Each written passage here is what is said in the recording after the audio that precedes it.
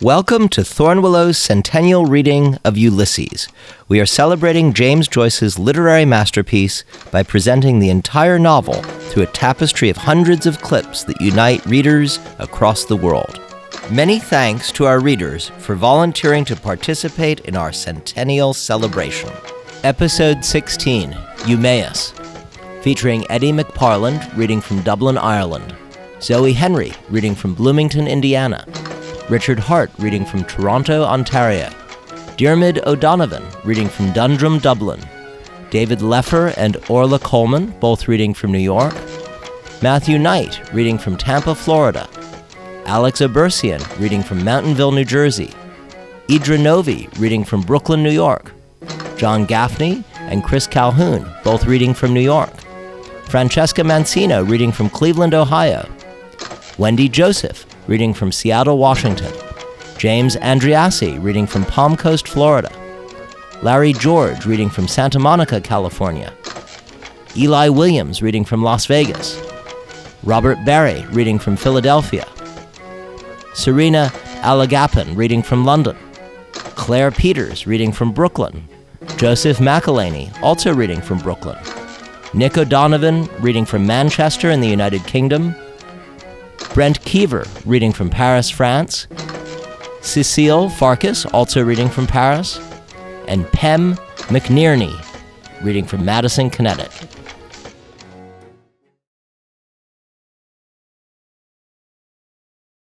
Good morning, ladies and gentlemen. A reading from Ulysses. I'm Eddie McParland, and I'm recording this in my rooms in Trinity College in Dublin. I'm not much of a Joycean. What are my links to Joyce? Well, I'm a Dubliner. I was at school in Belvedere College, as was he, followed by some years in University College, as with Joyce. And I suppose it's worth mentioning that I met and hugely admired a friend of James Joyce. That was Con Curran. Con Curran took one of the most famous photographs of Joyce. My copy of the Portrait of the Artist shows Joyce in that pose, which is taken from a photograph taken by the great Con Curran, who was an important art historian. Although I'm not a Joycean by any means, I gave my copy of Ulysses away. It's worth mentioning perhaps that my copy of Portrait of the Artist, which I've just shown you, the portrait containing that terrifying sermon at a school retreat, which James Joyce received. I remember that kind of sermon in Belvedere, and funnily enough, my private copy of the portrait, I have bound into it this pamphlet, which I bought at the school retreat, which rehearses many of the details of the retreat as recorded in the portrait. The pamphlet is called Don't Risk It, but we can leave that aside while I read the passage I have chosen from Joyce. It's at the beginning of the Eumaeus episode, and that episode takes place between midnight and 1 o'clock or thereabouts, and in a lonely, or what I look on as a lonely and rather desolate part of the city, round Amiens Street Station. So the episode begins thus. Preparatory to anything else, Mr. Bloom brushed off the greater bulk of the shavings and handed Stephen the hat and ash plant and bucked him up generally in orthodox Samaritan fashion, which he very badly needed. His, Stephen's, mind was not exactly what you would call wandering, but a bit unsteady, and on his expressed desire for some beverage to drink, Mr. Bloom, In view of the hour it was, and there being no pumps of Vartry water available for their ablutions, let alone drinking purposes, hit upon an expedient by suggesting off the reel the propriety of the cabman's shelter, as it was called, hardly a stone's throw away near Butt Bridge, where they might hit upon some drinkables in the shape of a milk and soda or a mineral. But how to get there was the rub. For the nonce, he was rather nonplussed, but inasmuch as the duty plainly devolved upon him to take some measures on the subject, he pondered suitable ways and means, during which Stephen repeatedly yawned. As far as he could see, he was rather pale in the face, so that it occurred to him as highly advisable to get a conveyance of some description, which would answer in their then condition, both of them being ED'd, particularly Stephen, always assuming that there was such a thing to be found. Accordingly, after a few such preliminaries, as, in spite of his having forgotten to take up his rather soap-suddy handkerchief after it had done yeoman service in the shaving line, brushing, they both walked along Beaver Street, more properly Lane, as far as the farrier's, and the distinctly fetid atmosphere of the livery stables at the corner of Montgomery Street, where they made tracks to the left, from thence debouching into Amiens Street, round by the corner of Dan Bergen's.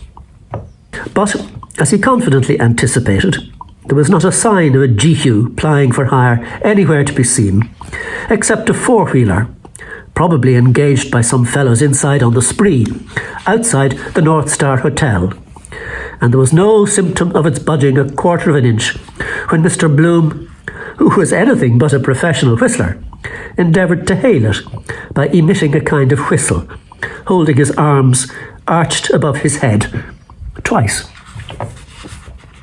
This was a quandary, but bringing common sense to bear on it, evidently there was nothing for it but put a good face on the matter and foot it, which they accordingly did. So, levelling around by Mullet's and the Signal House, which they shortly reached, they proceeded perforce in the direction of Amiens Street railway terminus, Mr. Bloom being handicapped by the circumstance that one of the back buttons of his trousers had, to vary the time-honoured adage, gone the way of all buttons, though entering thoroughly into the spirit of the thing, he heroically made light of the mischance. So, as neither of them were particularly pressed for time, as it happened, and the temperature refreshing, since it cleared up after the recent visitation of Jupiter Pluvius, they dandered along past by where the empty vehicle was waiting without a fare or a jarvey. As it so happened, a Dublin United Tramways Company's sand steward happening to be returning, the elder man recounted to his companion, apropos of the incident, his own truly miraculous escape of some little while back.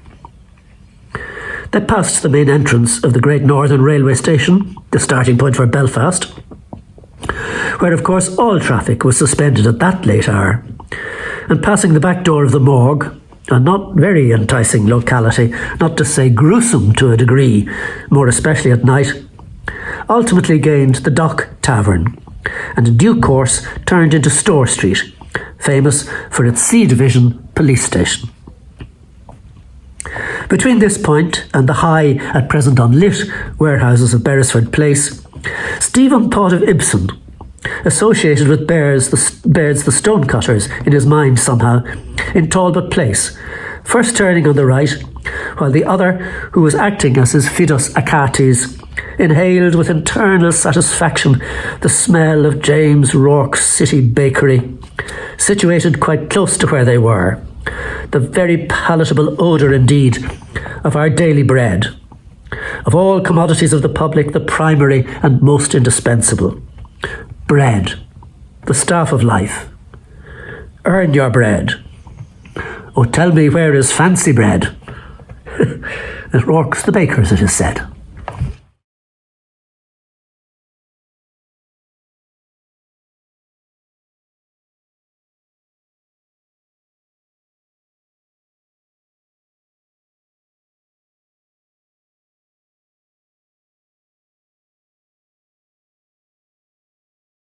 Hello, I'm Zoe Henry. I am a writer and scholar of modernism, and today I'm going to be reading from the Eumaeus episode of Ulysses.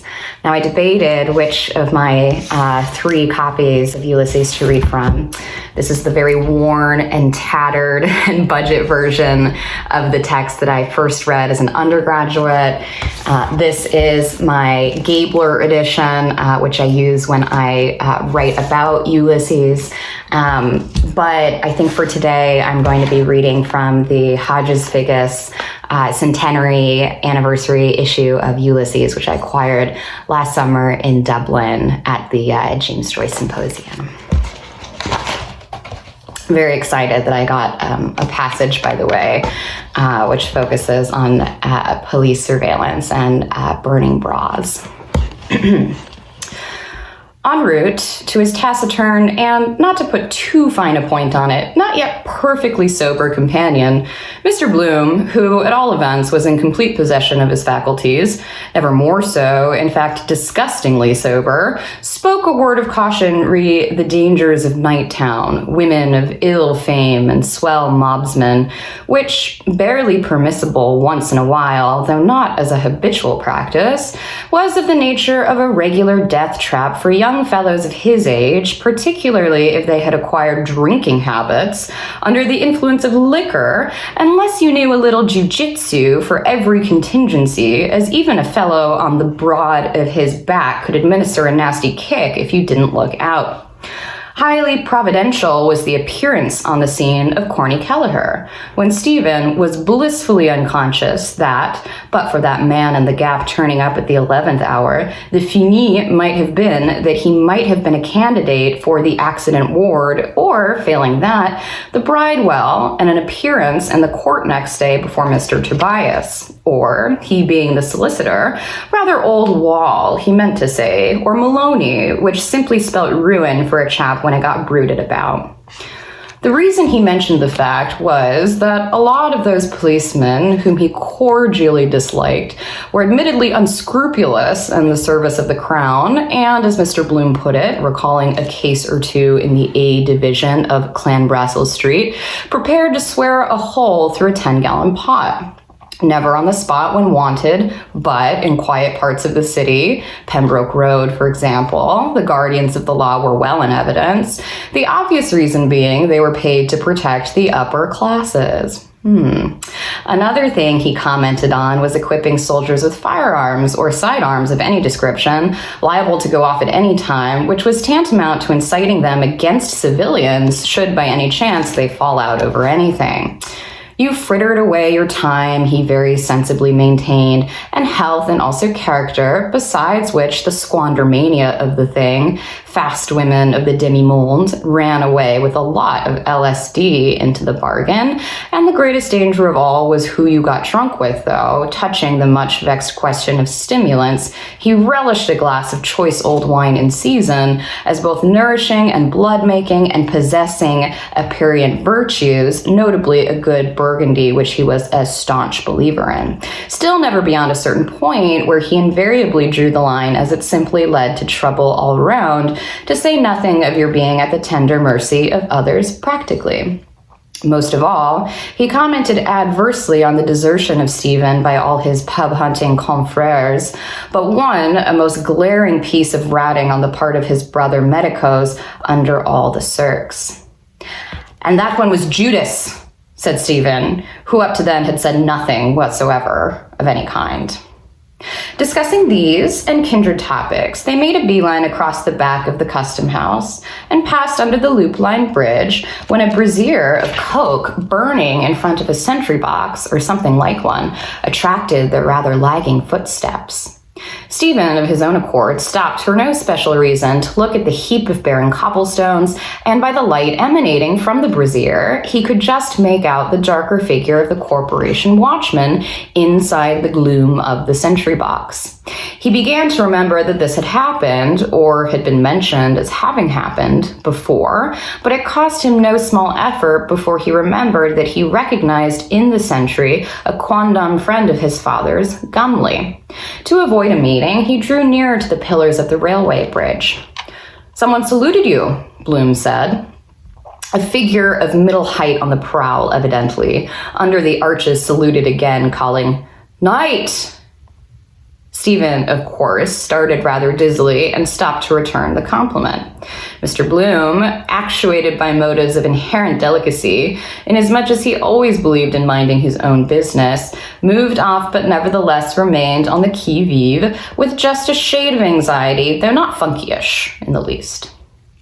Although unusual in the Dublin area, he knew that it was not by any means unknown for desperadoes who had next to nothing to live on to be about waylaying and generally terrorizing peaceable pedestrians by placing a pistol at their head in some secluded spot outside the city proper. Famished loiterers of the Thames embankment category, they might be hanging about there, or simply marauders ready to decamp with whatever boodle they could in one fell swoop at a moment's notice, your money or your life, leaving you there to point a moral, gagged and garroted.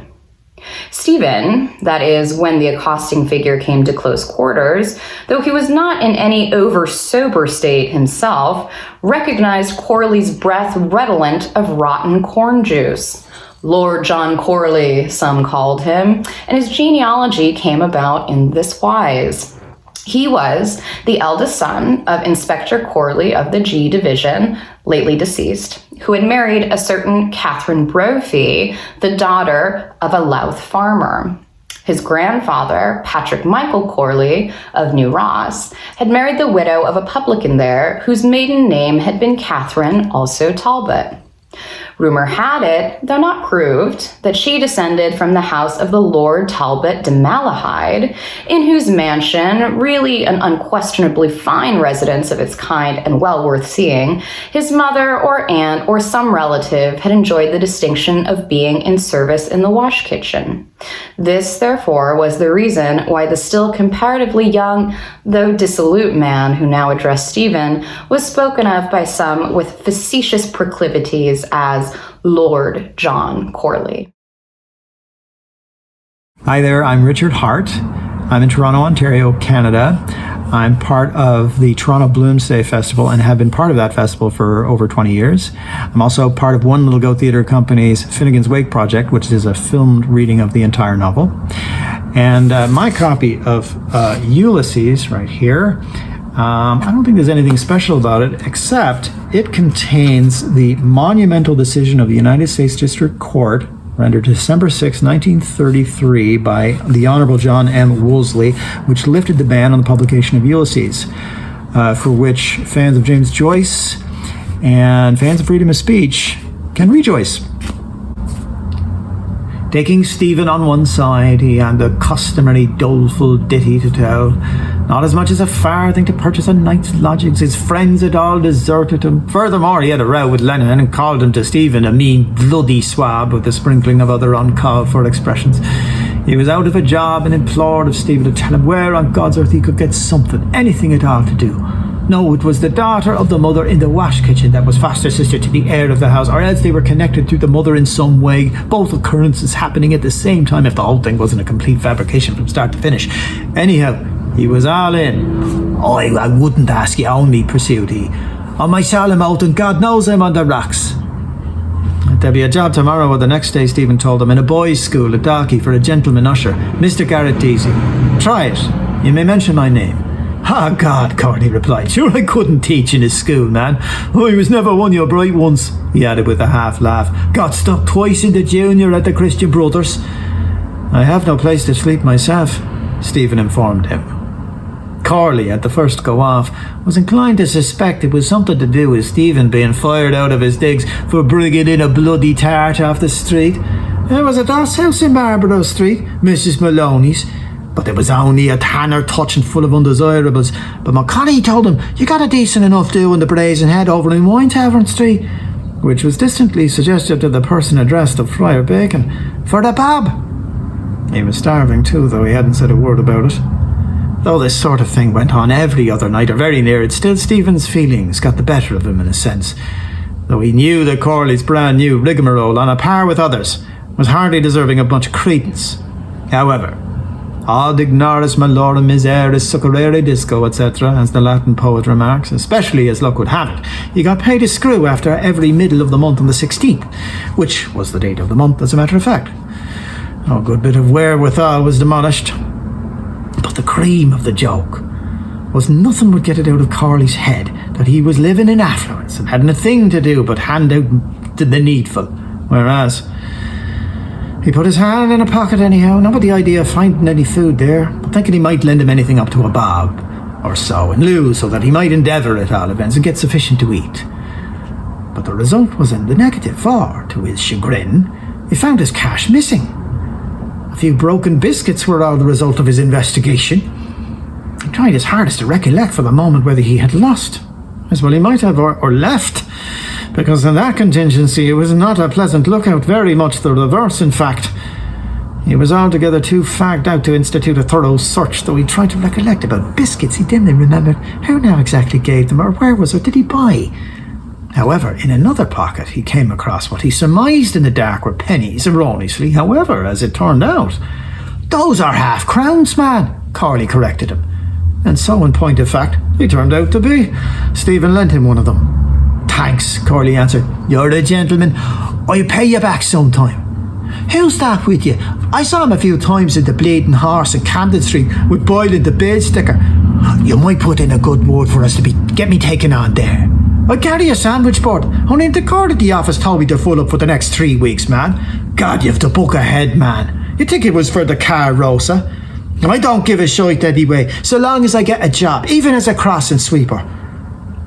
Subsequently, being not quite so down in the mouth after the 2 and 6 he got, he informed Stephen about a fellow by the name of Baggs Comiskey that he said Stephen knew well out of Fulham's, the ship chandler's bookkeeper there, that used to be off around the Negus back with O'Mara, and a little chap with a stutter named of Tig. Anyhow, he was lagged the night before last and fined 10 bob for the drunken disorderly and refusing to go with the constable. Mr. Bloom, in the meanwhile, kept dodging about in the vicinity of the cobblestones near the brazier of coke in front of the corporation watchman's sentry box, who, evidently a glutton for work, it struck him, was having a quiet 40 winks for all intents and purposes on his own private account while Dublin slept. He threw an odd eye at the same time now and then at Stephen's anything but immaculately attired interlocutor, as if he had seen that nobleman somewhere or other, though where he was not in a position to truthfully state, nor had he the remotest idea when. Being a level-headed individual who could give points to not a few in point of shrewd observation, he also remarked on his very dilapidated hat and slouchy wearing apparel, generally testifying to a chronic impecuniosity. Probably he was one of his hangersome, but for the matter of that, it was merely a question of one preying on his next-door neighbour all around, in every deep, so to put it, a deeper depth, and for the matter of that, if the man in the street chanced to be in the dock himself, penal servitude, with or without the option of a fine, would be a very rara avis altogether. In any case, he had a consummate amount of cool assurance, intercepting people at that hour of the night or morning. Pretty thick that was, certainly. The pair parted company, and Stephen rejoined Mr. Bloom, who with his practised eye was not without perceiving that he had succumbed to the blandiloquence of the other parasite. Alluding to the encounter, he said laughingly, Stephen that is, "He's down on his luck. He asked me to ask you to ask somebody named Boylan, a bill sticker, to give him a job as a sandwich man." At this intelligence, in which he seemingly evinced little interest, Mr. Bloom gazed abstractedly for the space of half a second or so in the direction of a bucket dredger, rejoicing in the far-famed name of a Blana, moored alongside Custom House Quay and quite possibly out of repair, whereupon he observed evasively, "Everybody gets their own ration of luck, they say. Now you mention it, his face was familiar to me. But leaving that for a moment, how much did you part with?" he queried, if I am not too inquisitive. "Half a crown," Stephen responded. "I dare say he needs it to sleep somewhere." "Needs," Mr. Bloom ejaculated, professing not the least surprise at the intelligence. "I can quite credit the assertion, and I guarantee he invariably does. Everyone according to his needs, and everyone according to his deeds. But talking about things in general, where, added he with a smile, will you sleep yourself? Walking to Sandycove is out of the question, and even supposing you did, you won't get in after what occurred at Westland Row Station. Simply fag out there for nothing. I don't mean to presume to dictate to you in the slightest degree, but why did you leave your father's house? To seek misfortune, was Stephen's answer. I met your respected father on a recent occasion, Mr. Bloom diplomatically returned. Today, in fact, or to be strictly accurate, on yesterday. Where does he live at present? I gathered in the course of conversation that he had moved. I believe he is in Dublin somewhere, Stephen answered unconcernedly. Why? A gifted man, Mr. Bloom said of Mr. Daedalus Sr., in more respects than one, and a born raconteur, if ever there was one. He takes great pride, quite legitimately, out of you.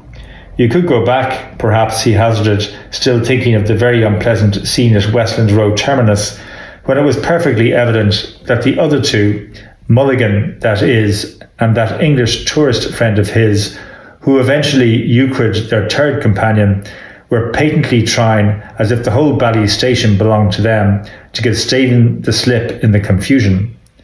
There was no response forthcoming to the suggestion, however, such as it was, Stephen's mind's eye being too busily engaged in repicturing his family hearth the last time he saw it, with his sister Dilly sitting by the ingle, her hair hanging down, waiting for some weak Trinidad shell cocoa that was in the soot-coated kettle to be done, so that she and he could drink it with the oatmeal water for milk after the Friday herrings they had eaten at 2 a penny, with an egg apiece for Maggie, Boody and Katie, the cat meanwhile under the mangle, devouring a mass of eggshells and charred fish heads and bones on a square of brown paper, in accordance with the third precept of the church to fast and abstain on the days commanded, it being quarter tense, or, if not, ember days, or something like that. No, Mr. Bloom repeated again. I wouldn't personally repose much trust in that boon companion of yours who contributes the humorous element, Dr. Mulligan. As a guide, philosopher, and friend, if I were in your shoes, he knows which side his bread is buttered on, though in all probability he never realized what it is to be without regular meals. Of course, you didn't notice as much as I did, but it wouldn't occasion me the least surprise to learn that a pinch of tobacco or some narcotic was put in your drink for some ulterior object. He understood, however, from all he heard, that Dr. Mulligan was a versatile all-round man, by no means confined to medicine only, who was rapidly coming to the fore in his line, and, if the report was verified, bade fair to enjoy a flourishing medical practice in the not-too-distant future as a Tony medical practitioner, drawing a handsome fee for his services, in addition to which professional status, his rescue of that man from certain drowning by artificial respiration, or what they call first aid at Scary's, or Malahide was it, was, he was bound to admit, an exceedingly plucky deed, which he could not too highly praise. So that, frankly, he was utterly at a loss to fathom what earthly reason could be at the back of it, except he put it down to sheer cussedness, or jealousy, pure and simple. Except it simply amounts to one thing, and he is what they call picking your brains, he ventured to throw out. The guarded glance of half solicitude, half curiosity, augmented by friendliness which he gave at Stephen's, at present, morose expression of features, did not throw a flood of light, none at all in fact, on the problem as to whether he had let himself be badly bamboozled, to judge by 2 or 3 low-spirited remarks he let drop, or the other way about, saw through the affair and for some reason or other best known to himself, allowed matters to more or less... Grinding poverty did have that effect, and he more than conjectured that, high educational abilities though he possessed, he experienced no little difficulty in making both ends meet. Adjacent to the men's public urinal he perceived an ice cream car, round which a group of presumably Italians in heated altercation were getting rid of voluble expressions in their vivacious language in a particularly animated way, there being some little differences between the parties. Puttana Madonna, che ci dio I quattrini? Ho ragione? Culo rotto. Intendiamoci, mezzo sovrano più. Dice lui però. Farabutto, mortaci sui. Mr. Bloom and Stephen entered the cabin's shelter, an unpretentious wooden structure where, prior to then, he had rarely, if ever, been before. The former, having previously whispered to the latter a few hints anent the keeper of it, said to be the once famous Skin the Goat Fitzharris, the Invincible. Though he wouldn't vouch for the actual facts, which, quite possibly, there was not one vestige of truth in. A few moments later, saw our two noctambules safely seated in a discreet corner, only to be greeted by stares from the decidedly miscellaneous collection of waifs and strays and other nondescript specimens of the genus Homo, already there engaged in eating and drinking, diversified by conversation, for whom they seemingly formed an object of marked curiosity. Now, touching a cup of coffee, Mr. Bloom ventured to plausibly suggest to break the ice. It occurs to me you ought to sample something in the shape of solid food, say a roll of some description. Accordingly, his first act was with characteristic sang-froid to order these commodities quietly. The hoi polloi of Jarvies and stevedores, or whatever they were, after a cursory examination, turned their eyes, apparently dissatisfied, away, though one red-bearded bibulous individual, portion of whose hair was greyish, a sailor probably, still stared for some appreciable time before transferring his rapt attention to the floor. Mr. Bloom, availing himself of the right of free speech, he having just a bowing acquaintance with the language in dispute, though, to be sure, rather in a quandary over Volio, remarked to his protege in an audible tone of voice, apropos of the battle royal in the street, which was still raging fast and furious, "A beautiful language, I mean, for singing purposes. Why do you not write your poetry in that language? Bella poetria. It is so melodious and full. Bella donna voglio." Stephen, who was trying his dead best to yawn, if he could, suffering from dead lassitude generally, replied, "To fill the ear of a cow-elephant." They were haggling over money. "Oh, is that so?" Mr. Bloom asked. Of course," he subjoined pensively at the inward reflection of there being more languages to start with than were absolutely necessary. "It may be only the southern glamour that surrounds it." The keeper of the shelter in the middle of this tete-a-tete put a boiling, swimming cup of a choice concoction labeled coffee on the table and a rather antediluvian specimen of bun, or so it seemed, after which he beat a retreat to his counter. Mr. Bloom, determining to have a good square look at him later on, so as not to appear to... For which reason he encouraged Stephen to proceed with his eyes, while he did the honors by surreptitiously pushing the cup of what was temporarily supposed to be called coffee gradually nearer him. Hi, I'm Orla. I'm a native-born Wicklow girl, and I am delighted to be participating in this reading of Ulysses. Paragraph 6, Chapter 16. "Sounds are impostures," Stephen said after a pause of some little time.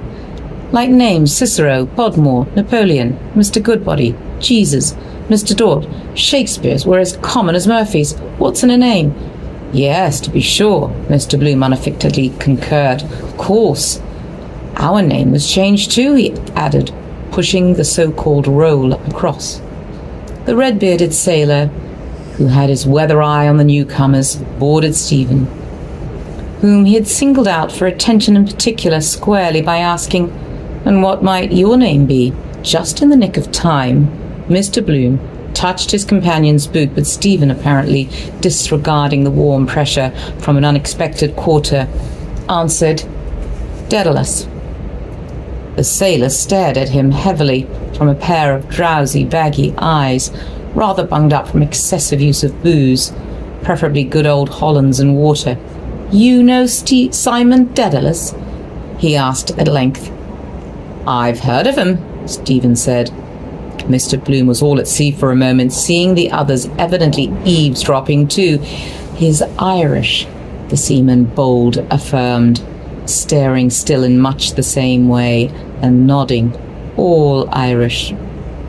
"All too Irish," Stephen rejoined, and as for Mr. Bloom, he could neither make head or tail of the whole business, and he was just asking himself what possible connection when the sailor of his own accord turned to the other occupants of the shelter with the remark, "I seen him shoot 2 eggs off 2 bottles at 50 yards over his shoulder."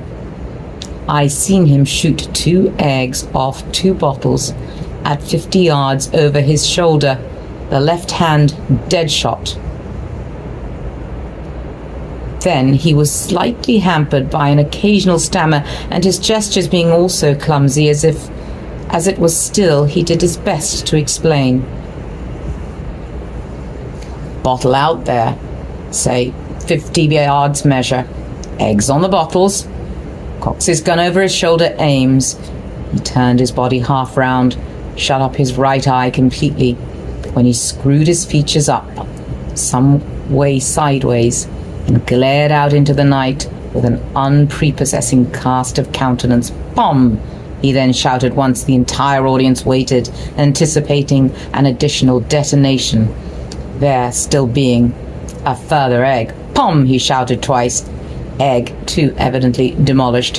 He nodded and winked, adding bloodthirstily, Buffalo Bill shoots to kill. Never missed, nor never he will. Buffalo Bill shoots to kill, never missed, nor he never will. A silence ensued till Mr. Bloom, for agreeableness' sake, just felt like asking him whether it was for marksmanship competition like the Bisley. Beg pardon, the sailor said. Long ago, Mr. Bloom pursued without flinching a hair's breadth. Why, the sailor replied, relaxing to a certain extent under the magic influence of diamond-cut diamond. It might be a matter of 10 years. He toured the wide world with Hengler's Royal Circus. I seen him do that in Stockholm. Curious coincidence, Mr. Bloom confided to Stephen inobtrusively. Murphy's my name, the sailor continued. W.B. Murphy of Carrigallow. Know where that is? Queenstown Harbour, Stephen replied. That's right, the sailor said. Fort Camden and Fort Carlisle. That's where I hails from. My little woman's down there. She's waiting for me, I know. For England, home and beauty. She's my own true wife. I haven't seen for 7 years now, sailing about. Mr. Bloom could easily picture his advent on the scene, the homecoming to the mariners' roadside shieling, after having diddled Davy Jones, a rainy night with a blind moon, across the world for a wife. Quite a number of stories there were on that particular Alice Ben Bolt topic. Enoch Arden and Rip Van Winkle. And does anybody hereabouts remember Keogh O'Leary? A favourite and most trying declamation piece by the way of poor John Casey, and a bit of perfect poetry in its own way. Never about the runaway wife coming back, however much devoted to the absentee, the face at the window. Judge of his astonishment when he finally did breast the tape, and the awful truth dawned upon him, anent in his better half, wrecked in his affections. You little expected me, but I've come to stay and make a fresh start. There she sits, a grass widow, at the selfsame fireside, believes me dead, rocked in the cradle of the deep. And there sits Uncle Chubb or Tumpkin, as the case might be, the publican of the Crown and Anchor in shirt sleeves, eating rump steak and onions. No chair for father. Boo, the wind. Her brand new arrival is on her knee, post-mortem child. With a high row and a randy row and my galloping, tearing tandy-o. Bow to the inevitable, grin and bear it. I remain, with much love, your broken-hearted husband, W.B. Murphy. The sailor, who scarcely seemed to be a Dublin resident, turned to one of the Jarvies with the request, you don't happen to have such a thing as a spare chore about you, do you? The Jarvie addressed, as it happened, had not, but the keeper took a die of plug from his good jacket hanging on a nail, and the desired object was passed from hand to hand. Thank you, the sailor said. He deposited the quid in his gob and chewing, and with some slow stammers proceeded, we come up this morning, 11 o'clock, the Three Masters, Rosevan, from Bridgewater with bricks. I shipped to get over, paid off this afternoon. There's my discharge, see? W.B. Murphy, A.B.S. In confirmation of which statement he extricated from his inside pocket and handed it to his neighbour a not very clean-looking folded document. Hello, Welcome to the Gene Haley Memorial Irish Studies Library at the University of South Florida here in Tampa. You must have seen a fair share of the world, the keeper remarked, leaning on the counter. Why, the sailor answered upon reflection upon it, I've circumnavigated a bit since I first joined on. I was in the Red Sea, I was in China and North America and South America. We was chased by pirates one voyage. I seen icebergs plenty, growlers. I was in Stockholm in the Black Sea, the Dardanelles under Captain Dalton, the best bloody man that ever scuttled a ship. I seen Russia. Gospodi pomilyu. That's how the Russians praise. You seen queer sights, don't be talking, put in a Jarvey. Why, the sailor said, shifting his partially chewed plug. I seen queer things too, ups and downs. I seen a crocodile bite the fluke off an anchor, same as I chew that quid. He took out of his mouth a pulpy quid and, lodging it between his teeth, bit ferociously. Gone, like that. And I seen man-eaters in Peru that eats corpses and the livers of horses. Look here they are, a friend of mine sent me. He fumbled out a picture postcard from his inside pocket, which seemed to be in its way a species of repository, and pushed it along the table. The printed matter on it stated, Choza de Indios, Beni, Bolivia. All focused their attention at the scene exhibited, a group of savage women in striped loincloths, squatted, blinking, suckling, frowning, sleeping, and a swarm of infants, there must have been quite a score of them, outside some primitive shanties of osier. Choose coca all day, the communicative tarpaulin added. Stomachs like bread graters, cuts off their ditties when they can't bear more children. See them sitting there stark bollock naked eating a dead horse's liver raw. His postcard proved a center of attraction for Messieurs the Greenhorns for several minutes, if not more. Know how to keep them off? He inquired generally. Nobody volunteering a statement, he winked, saying, Glass. That boggles 'em. Glass. Mr. Bloom, without evincing surprise, unostentatiously turned over the card to peruse the partially obliterated address and postmark. It ran as follows. Tarjeta postal Señor A. Boudin, Galleria Beque, Santiago, Chile. There was no message, evidently, as he took particular notice.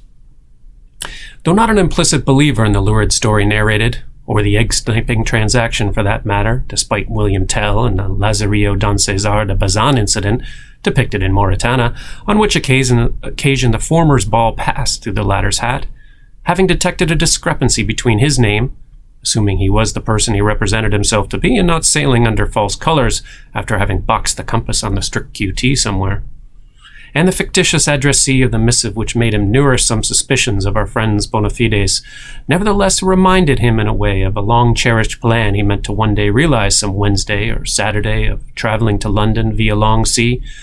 Not to say that he'd ever traveled extensively to any great extent, but he was at heart a born adventurer, though by a trick of fate he had consistently remained a landlubber, except to call going to Holyhead, which was his longest. Martin Cunningham frequently said he would work a pass through Egan, but some deuced hitch or other eternally cropped up, with the net result of the scheme fell through. But even suppose it did come to planking down the needful and breaking Boyd's heart, it was not so dear, purse permitting, a few guineas at the outside, considering the fare to Mullingar, where he figured on going, was 5 and 6 there and back. The trip would benefit health on account of the bracing ozone and be in every way thoroughly pleasurable, especially for a chap whose liver was out of order, seeing the different places along the route, Plymouth, Falmouth, Southampton, and so on, culminating in an instructive tour of the sights of the great metropolis, the spectacle of our modern Babylon, where doubtless he would see the greatest improvement, Tower, Abbey, wealth of Park Lane to renew acquaintance with.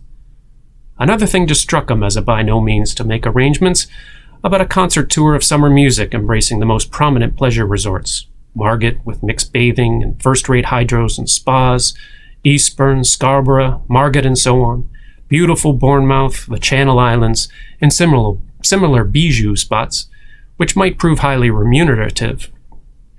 Not, of course, with a hole and corner scratch company or local ladies on the job, witness Mrs. C.P. McCoy type, lend me your valise and I'll post you the ticket. No, something top-notch. An all-star Irish cast, the Tweedy Flower Grand Opera Company, with his own legal consort as leading lady, as a sort of counterblast to the Elster Grimes and Moody Manners, perfectly simple matter, and he was quite sanguine of success.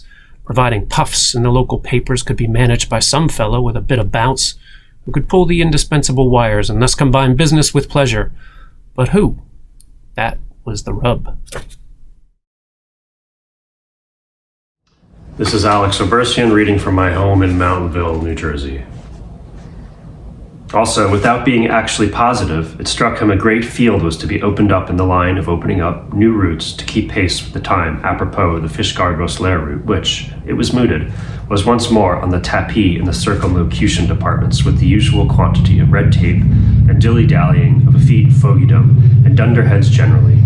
A great opportunity there certainly was for Push and Enterprise to meet the traveling needs of the public at large, the average man, i.e. Brown, Robinson, and Co.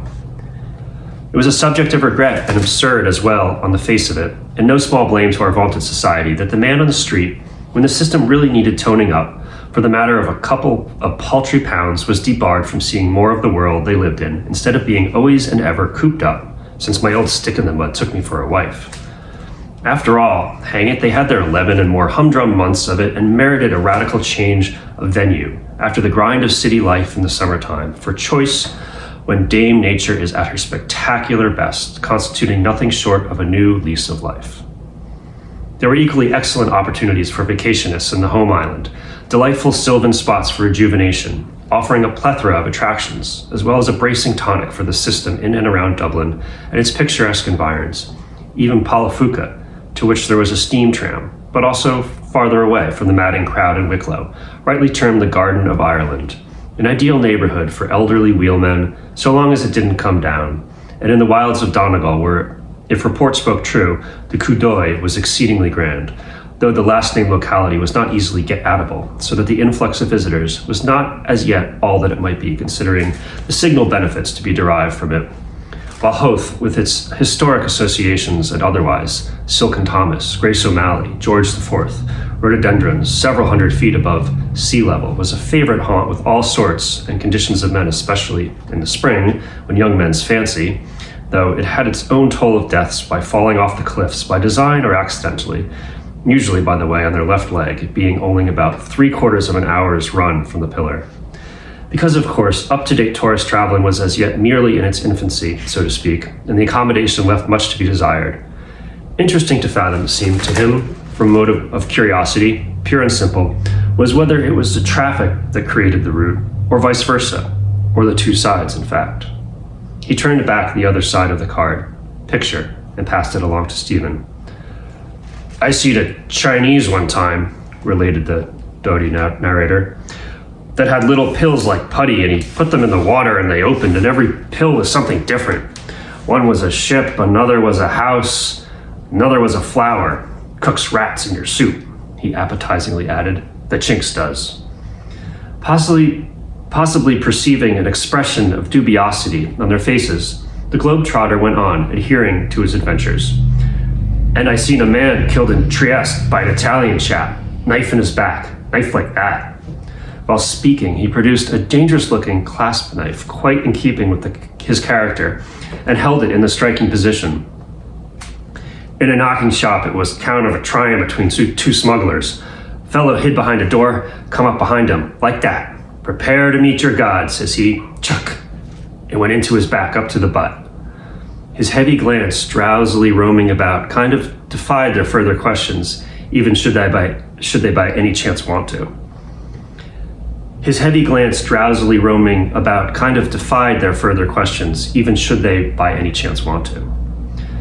"That's a good bit of steel," repeated he, examining his formidable stiletto. After which harrowing denouement, sufficient to appall the stoutest, he snapped the blade to and stowed the weapon in question away, as before, in his chamber of horrors, otherwise pocket. "They're great for the cold steel," somebody who was evidently quite in the dark said for the benefit of them all. "That was why they thought the Park murders of the Invincibles was done by foreigners on account of them using knives."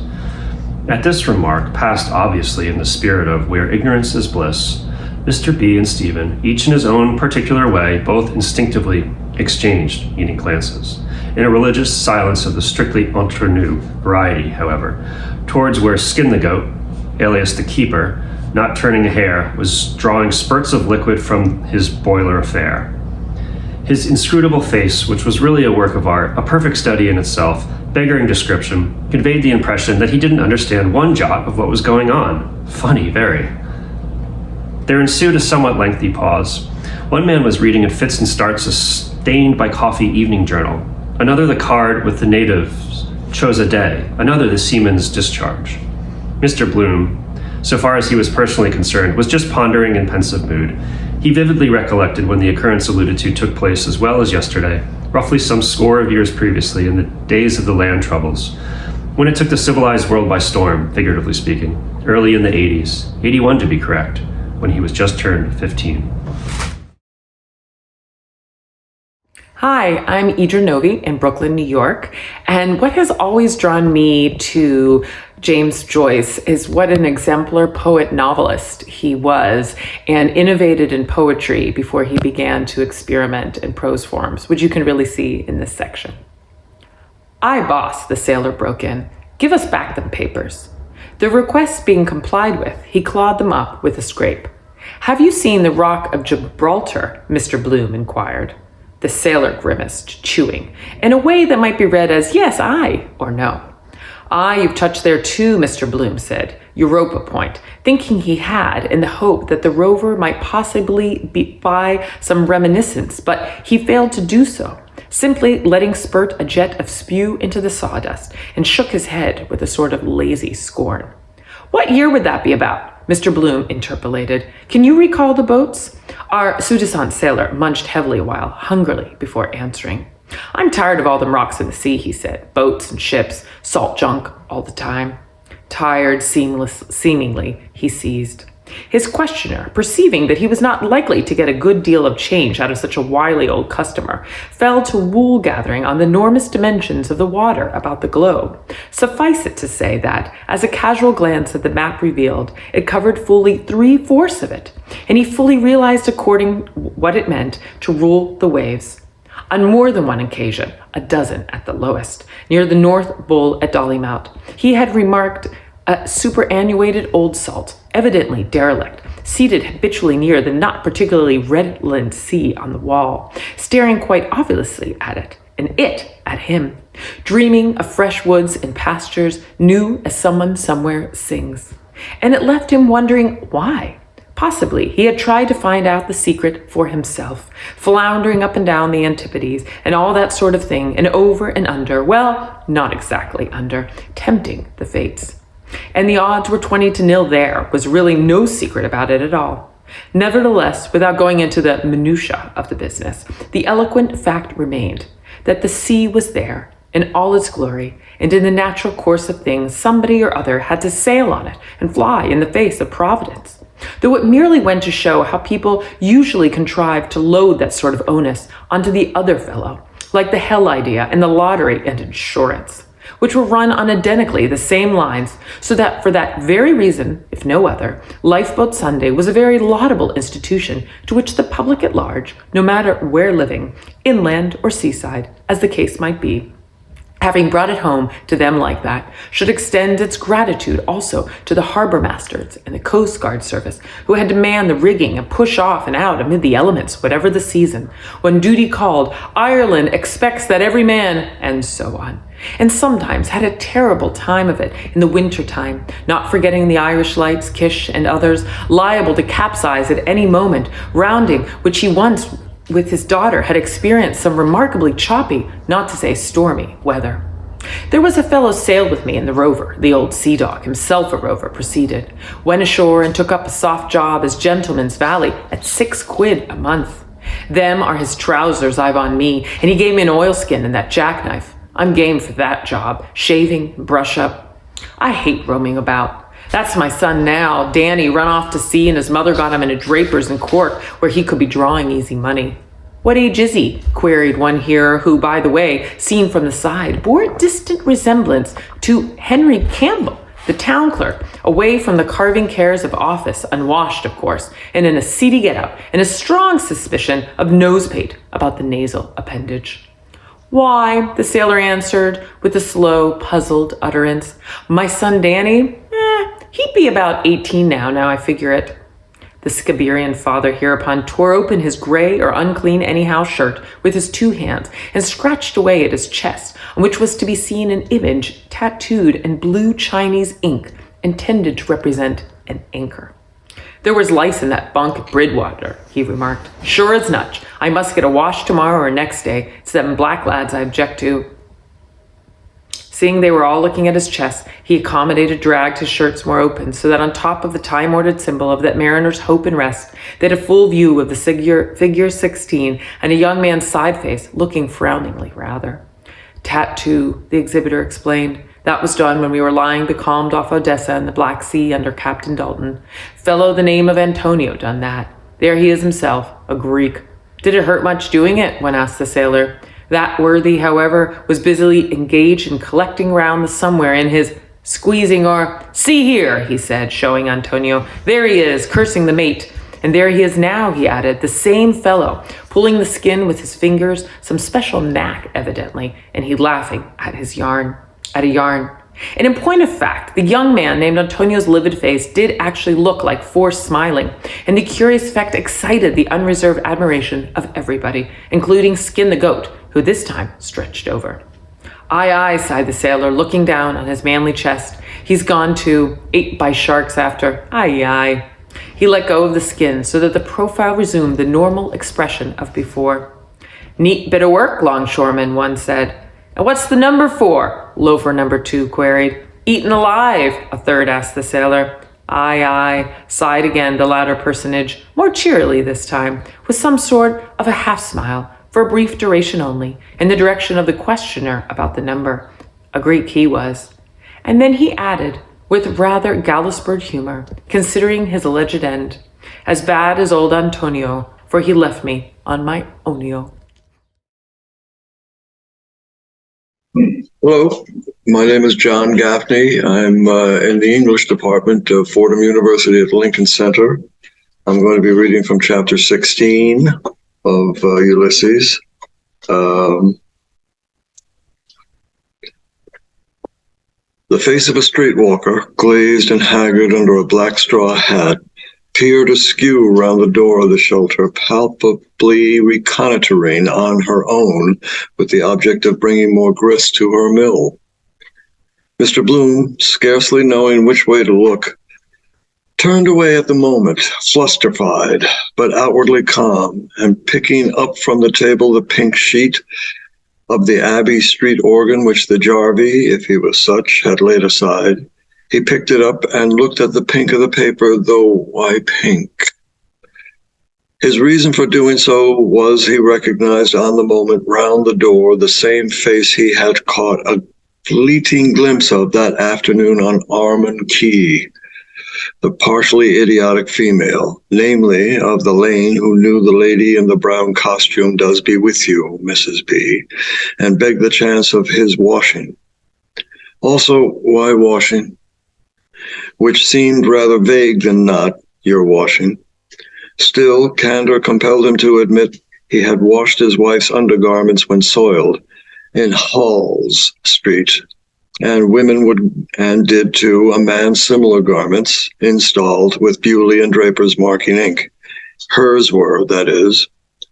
If they really loved him, that is to say, love me, love my dirty shirt. Still, just then, being on tenterhooks, he desired the female's room more than her company.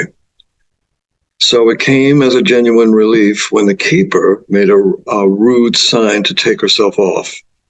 Round the side of the Evening Telegraph, he just caught a fleeting glimpse of her face, round the side of the door with a kind of demented glassy grin, showing that she was not exactly all there. Viewing with evident amusement the group of gazers round Skipper Murphy's nautical chest, and then there was no more of her. The gunboat, the keeper said. It beats me, Mr. Bloom confided to Stephen, medically I am speaking, how a wretched creature like that from the Lock Hospital, reeking with disease, can be barefaced enough to solicit, or how any man in his sober senses, if he values his health in the least. Unfortunate creature. Of course, I suppose some men is ultimately responsible for her condition. Still, no matter what the cause is from, Stephen had not noticed her and shrugged his shoulders, merely remarking, "In this country, people sell much more than she ever had, and doing a roaring trade. Fear not them that sell the body, but have not the power to buy the soul. She is a bad merchant. She buys dear and sells cheap." The elder man, though not by any means an old maid or a prude, said it was nothing short of crying scandal that ought to be put to a stop instanter, to say that women of that stamp, quite apart from any old maidish squeamishness on the subject, a necessary evil, were not licensed and medically inspected by proper authorities, a thing he could truthfully state he, as a paterfamilias, was a stalwart advocate of, from the very first start. Whoever embarked on a policy of that sort, he said, and ventilated the matter thorough, would confer a lasting boon on everybody concerned. "You, as a good Catholic," he observed, talking of the body and soul, "believe in the soul. Or do you mean the intelligence, the brain power as such, as distinct from any outside object, the table, let us say, that cup? I believe in that myself, because it has been explained by competent men as the convolutions of gray matter. Otherwise, we would never have such inventions as X-ray, for instance. Do you?"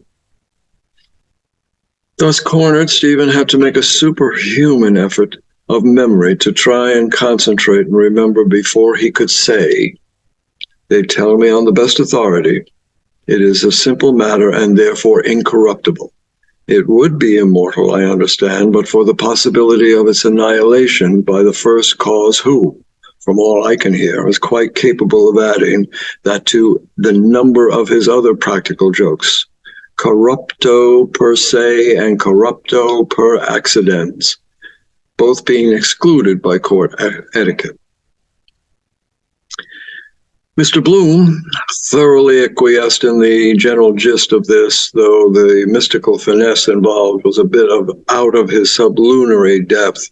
Still, he felt bound to enter a demurrer on the head of simple, promptly rejoining, "Simple? I shouldn't think that is a proper word. Of course, I grant you to concede a point. You do knock across a simple soul once in a blue moon. But what I am anxious to arrive at is, it is one thing, for instance, to invent those rays Röntgen did, or the telescope, like Edison, though I believe it was before his time.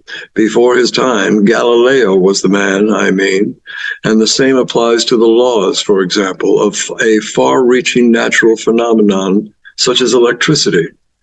But it's a horse of a quite another color to say you believe in the existence of a supernatural God." "Oh, that," expostulated Stephen, "has been proved conclusively by several of the best-known passages in Holy Writ, apart from circumstantial evidence." On this knotty point, however, the views of the pair, poles apart as they were in both in schooling and everything else, with the marked difference in their respective ages, clashed. "Has been," the more experienced of the two objected, sticking to his original point with a smile of unbelief. "I'm not so sure about that. That's a matter of every man's opinion, and without dragging in the sectarian side of the business, I beg to differ with you in toto there. My belief is, to tell you the candid truth, that those bits were genuine forgeries, all of them put in by monks, more probably, or it's the big question of our national poet over again, who precisely wrote them, like Hamlet or Bacon, as you know your Shakespeare infinitely better than I. Of course, I needn't tell you. Can't you drink the coffee? By the way, let me stir it, and take a piece of that bun. It's like one of our skipper's bricks disguised. Still, no one can give what he hasn't got. Try a bit." I'm reading from the Hans Walter Gabler critical edition published by Vintage, 1984, with an excellent afterword by Michael Grodin. And the reason I am is that this is my copy from his class 20 years ago that I took at the 92nd Street Y. It was very helpful to me. This is from episode 16. Fault finding being a proverbially bad hat, Mr. Bloom thought well to stir or try to the clotted sugar from the bottom and reflected with something approaching acrimony on the coffee palace and its temperance and lucrative work. To be sure, it was a legitimate object, and beyond yea or nay, did a world of good. Shelters such as the present one were in run on teetotal lines for vagrants at night, concerts, dramatic evenings, and useful lectures, admittance free, by qualified men for the lower orders. On the other hand, he had a distinct and painful recollection they paid his wife, Madame Marion Tweedy, who had been prominently associated with it at one time, a very modest remuneration, indeed, for her piano playing. The idea, he was strongly inclined to believe, was to do good and net a profit, there being no competition to speak of. Sulfate or copper poison, or something in some dried peas he remembered reading of in a cheap eating house somewhere, but he couldn't remember where it was or where. Anyhow, medical inspection of all the stables seemed to him more than ever necessary, which possibly accounted for the vogue of Mr. Tibble's v. Coca, an account of the medical analysis involved. Thus prevailed on at any rate taste. Stephen lifted the heavy mug from the brown puddle it clopped out of when taken up by the handle and took a sip of the offending beverage. Still, it's solid food, his good genius urged. I'm a stickler for solid food, his one and only reason being not gourmandizing in the least, but regular meals as sine qua non for any kind of proper work, mental or manual. You ought to eat more solid food. You would feel a different man. Liquids I can eat, Stephen said. But oblige me taking away that knife. I can't look at the point of it. It reminds me of Roman history. Mr. Bloom did as suggested and removed the incriminated article, a blunt, horn-handled, ordinary knife with nothing particularly Roman or antique about it to the lay eye, observing that at the point was the less conspicuous point about it. Our mutual friend's stories are like himself, Mr. Bloom, apropos of knives, remarked to his confidente sotto voce. Do you think they are genuine? He could spin those yarns for hours on end all night long and lie like old boots. Look at him. Yet still, though his eyes were thick with sleep and sea air, life was full of a host of things and coincidences of a terrible nature, and was quite within the bounds of possibility that was not an entire fabrication, though at first blush there was not much inherent probability in all the spoof he got off his chest, being strictly accurate gospel.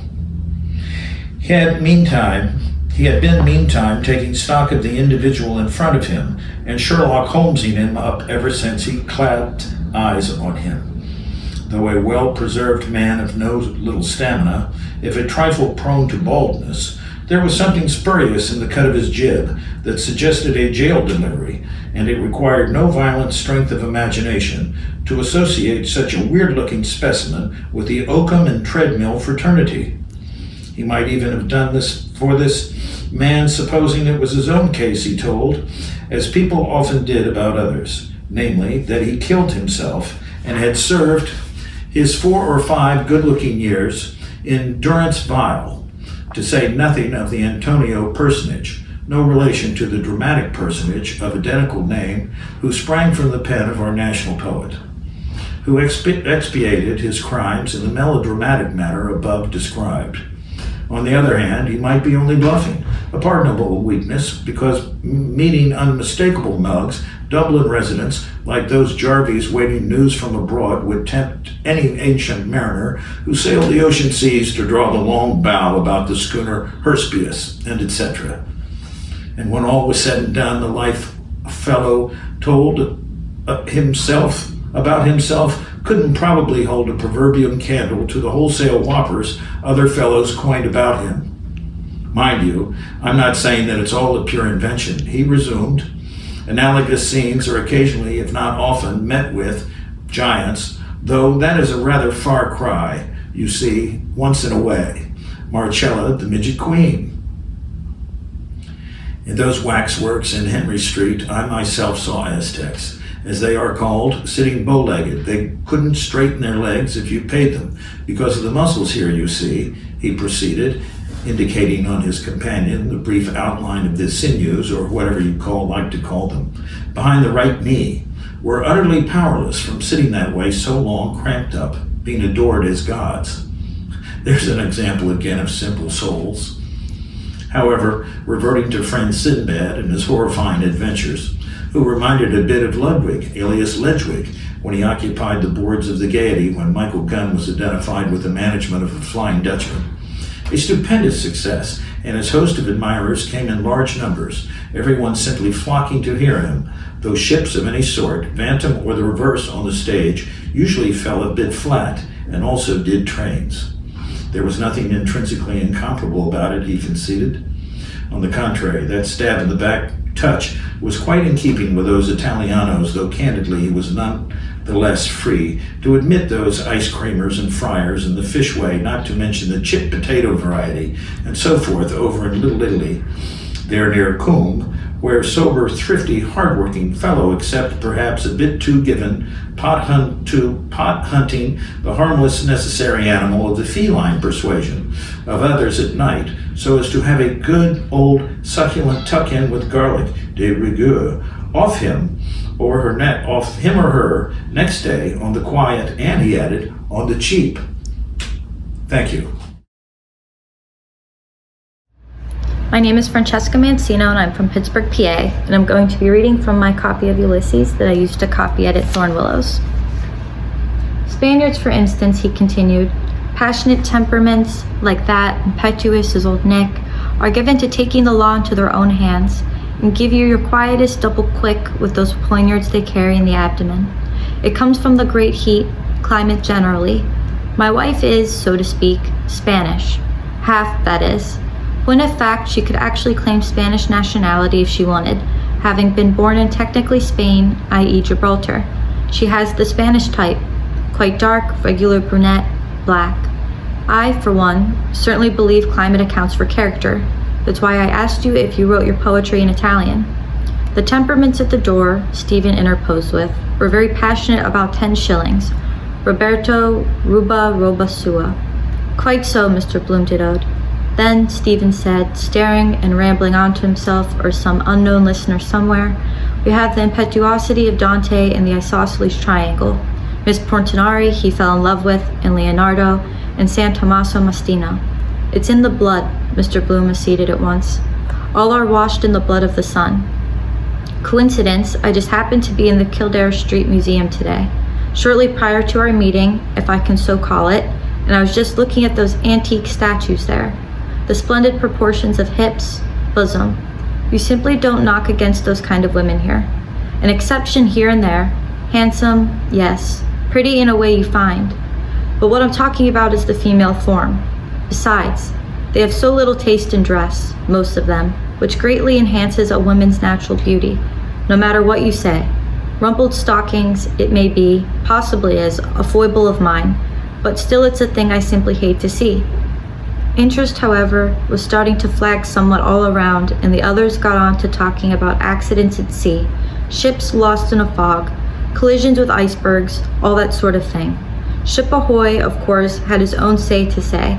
He had doubled the Cape a few odd times, and weathered a monsoon, a kind of wind, in the China seas, and through all those perils of the deep, there was one thing, he declared, stood to him, or words to that effect, a pious medal he had that saved him. So then after that, they drifted on to the wreck of Daunt's Rock, wreck of that ill-fated Norwegian bark. Nobody could think of her name for the moment, till the Jarvey, who had really quite a look of Henry Campbell, remembered it. Palm, on Booterstown Strand, that was the talk of the town that year. Albert William Quill wrote a fine piece of original verse of distinctive merit on the topic for the Irish Times. breakers running over her, and crowds on the shore in commotion, petrified with horror. Then someone said something about the case of the SS Lady Cairns of Swansea, run into by the Mona, which was on the opposite tack, in rather muggyish weather and lost with all hands on deck. No aid was given. Her master, the Mona's, said he was afraid his collision bulkhead would give way. She had no water, it appears, in her hold. At this stage an incident happened. It having become necessary for him to unfurl a reef, the sailor vacated his seat. "Let me cross your bows, mate," he said to his neighbor, who was just gently dropping off into a peaceful doze. He made tracks heavily, slowly, with a dumpy sort of a gait to the door, stepped heavily down the one step there was out of the shelter, and bore due left. While he was in the act of getting his bearings, Mr. Bloom, who noticed when he stood up that he had 2 flasks of presumably ship's rum, sticking one out of each pocket for the private consumption of his burning interior, saw him produce a bottle and uncork it, or unscrew and apply its nozzle to his lips, take a good old delectable swig out of it with a gurgling noise. The irrepressible Bloom, who also had a shrewd suspicion that the old stager went out on a maneuver after the counter-attraction in the shape of a female who, however, had disappeared to all intents and purposes, could, by straining, just perceive him, when duly refreshed by his rum-puncheon exploit, gazing up at the piers and girders of the loop line, rather out of his depth, as of course it was all radically altered since his last visit and greatly improved. Some person or persons invisible directed him to the male urinal, erected by the cleansing committee all over the place for the purpose, but, after a brief space of time during which silence reigned supreme, the sailor, evidently giving it a wide berth, eased himself close at hand, the noise of his bilge waters some little time subsequently splashing on the ground where it apparently woke a horse of the cabrank. A hoof, scooped anyway, for a new foothold after sleep and harness jingled. Slightly disturbed in his sentry box by the brazier of live coke, the watcher of the corporation, who, though now broken down and fast breaking up, was none other in stern reality than the gumly aforesaid, now practically on the parish rates, given the temporary job by Pat Tobin, in all human probability from dictates of humanity, knowing him before, shifted about and shuffled in his box before composing his limbs again in the arms of Morpheus. A truly amazing piece of hard times in its most virulent form on a fellow most respectably connected and familiarized with decent home comforts all his life, who came in for a cool £100 a year at one time, which of course the double-barreled ass proceeded to make general ducks and drakes of. And there he was at the end of his tether, after having often painted the town tolerably pink, without a beggarly stiver. He drank, needless to be told, and it pointed only once more to a moral when he might quite easily be in a large way of business if, a big if, however, he had contrived to cure himself of his particular partiality. Hi, I'm Wendy Joseph in Seattle. I read Joyce and other Irish literature. All, meantime, were loudly lamenting the falling off in Irish shipping, coastwise and foreign as well, which was all part and parcel of the same thing. A Palgrave Murphy boat was put off the ways at Alexandra Basin, the only launch that year. Right enough the harbours were there, only no ships ever called. There were wrecks and records, the keeper said, who was evidently au fait. What he wanted to ascertain was why that ship ran aground. Take 3. What he wanted to ascertain was why that ship ran bang against the only rock in Galway Bay, when the Galway Harbour scheme was mooted by Mr. Worthington or some name like that, Asked the then captain, he advised them, how much palm oil the British government gave him for that day's work. Captain John Lever of the Lever line. Am I right, skipper, he queried of the sailor, now returning after his private potation and the rest of his exertions. That worthy, picking up the scent of the fag end of the song, or words growled in would-be music, but with great vim, some kind of shanty or other in seconds or thirds. Mr. Bloom's sharp ears heard him then expectorate the plug, probably, which it was, so that he must have lodged it for the time being in his fist while he did the drinking and making the water jobs, and found it a bit sour after the liquid fire in question. Anyhow, in he rolled after his successful libation quotation, introducing an atmosphere of drink into the soiree, boisterously trolling like a veritable son of a sea cook. The biscuit was as hard as brass, and the beef as salt as Lot's wife's arse. Oh, Johnny Lever, Johnny Lever, oh! After which effusion, the redoubtable specimen duly arrived on the scene, and regaining his seat, he sank rather than sat heavily on the form provided.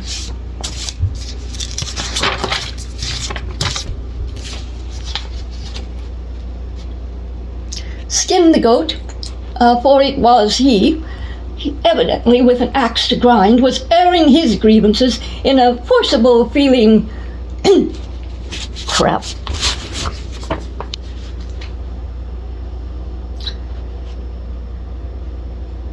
Skin the goat, assuming it was he, evidently with an axe to grind, was airing his grievances in a forcible, feeble philippic anent the natural resources of Ireland, or something of that sort, which he described in his lengthy dissertation as the richest country bar none on the face of God's earth, far and away superior to England, with coal in large quantities, 6 million pounds worth of pork exported every year, 10 millions between butter and eggs, and all the riches drained out of it by England, levying taxes on the poor people that paid through the nose always, and gobbling up the best meat in the market, and a lot more surplus steam in the same vein. Their conversation accordingly became general, and all agreed that that was a fact.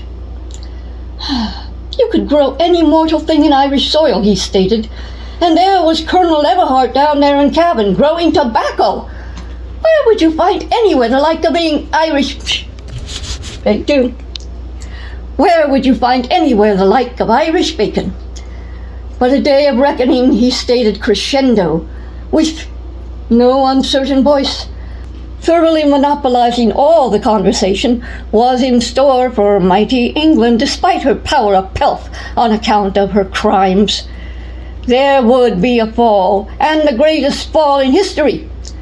The Germans and the Japs were going to have their little looking, he affirmed. The Boers were the beginning of the end.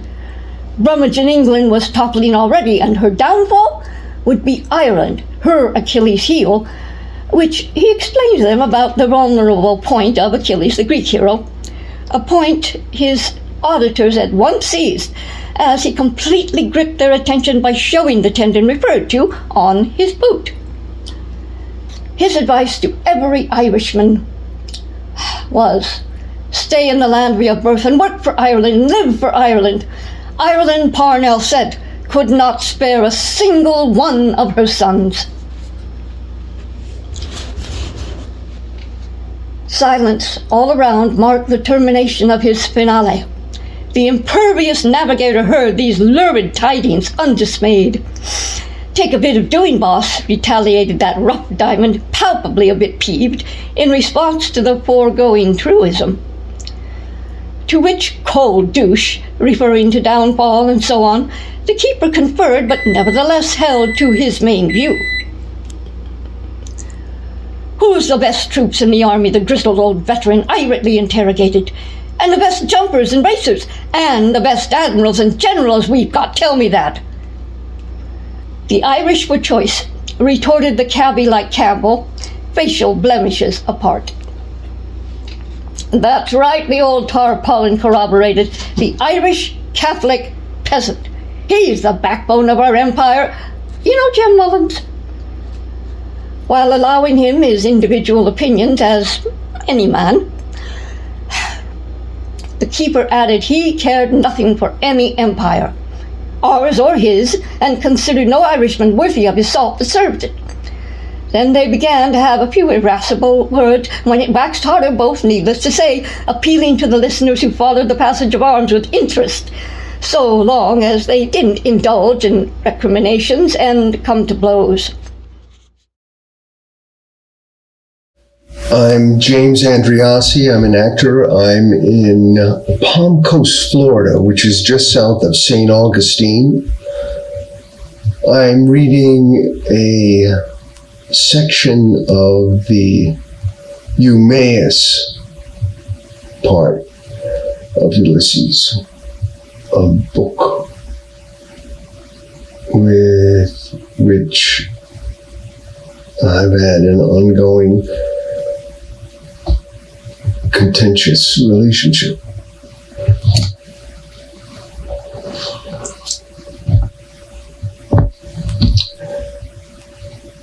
From inside information extending over a series of years, Mr. Bloom was rather inclined to pooh-pooh the suggestion as egregious balderdash, for pending that consummation devoutly to be or not to be wished for, he was fully cognizant of the fact that their neighbours across the channel, unless they were much bigger fools than he took them for, rather concealed their strength than the opposite.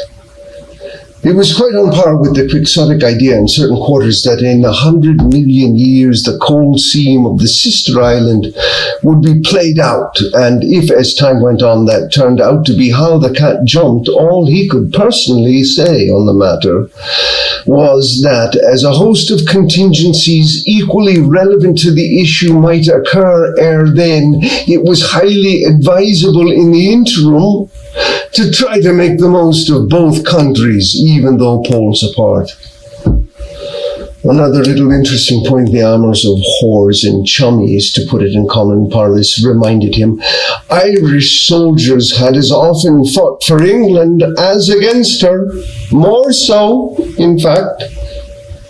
And now why?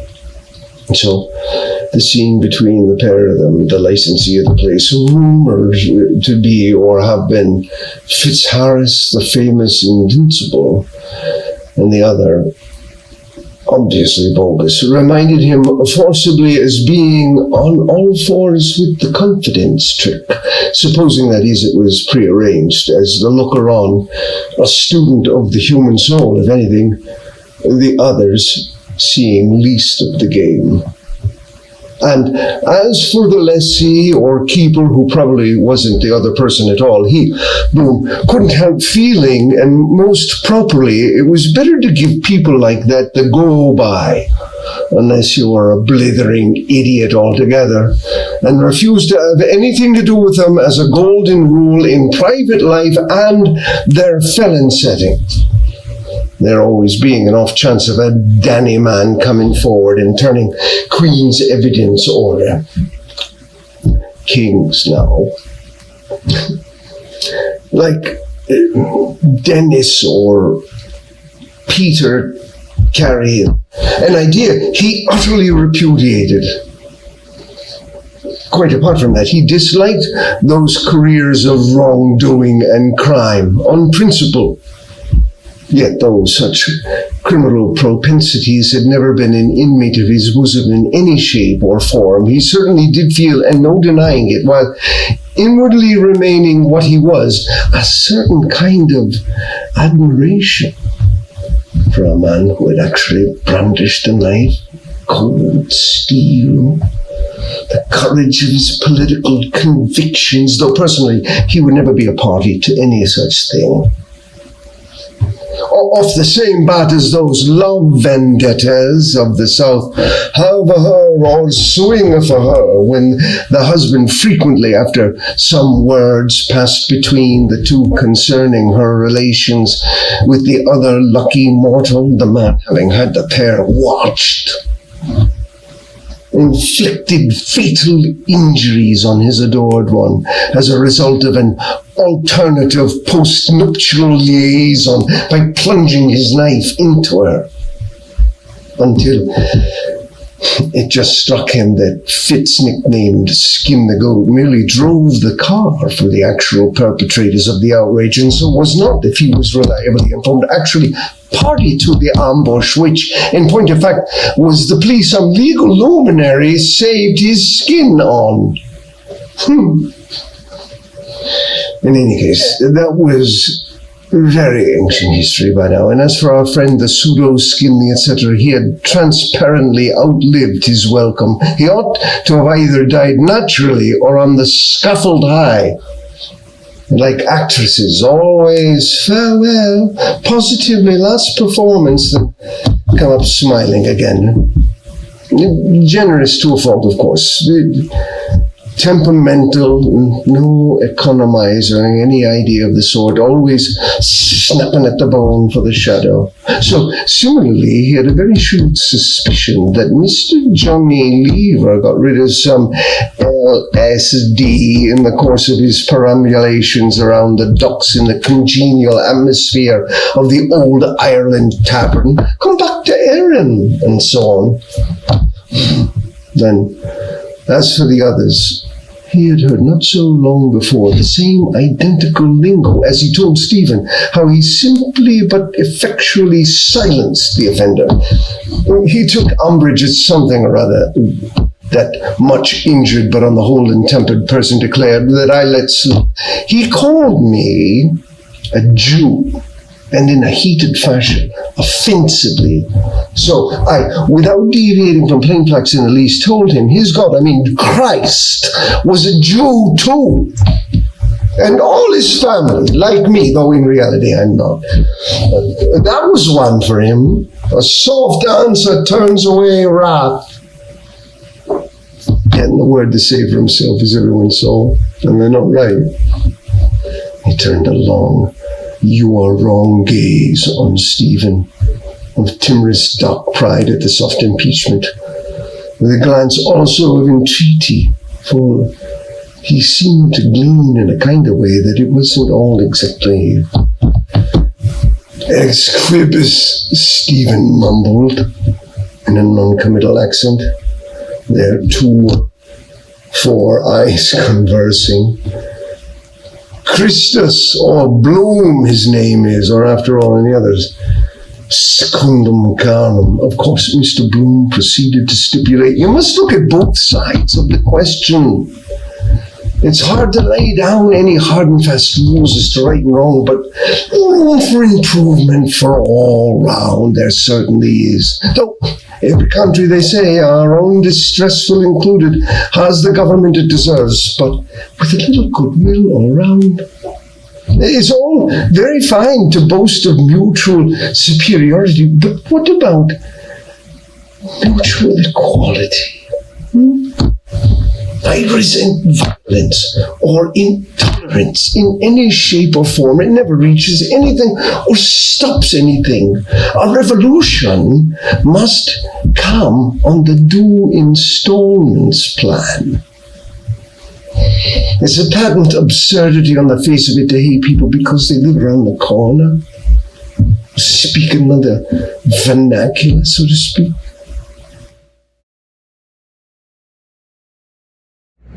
Oh, and here is my own personal copy of Ulysses.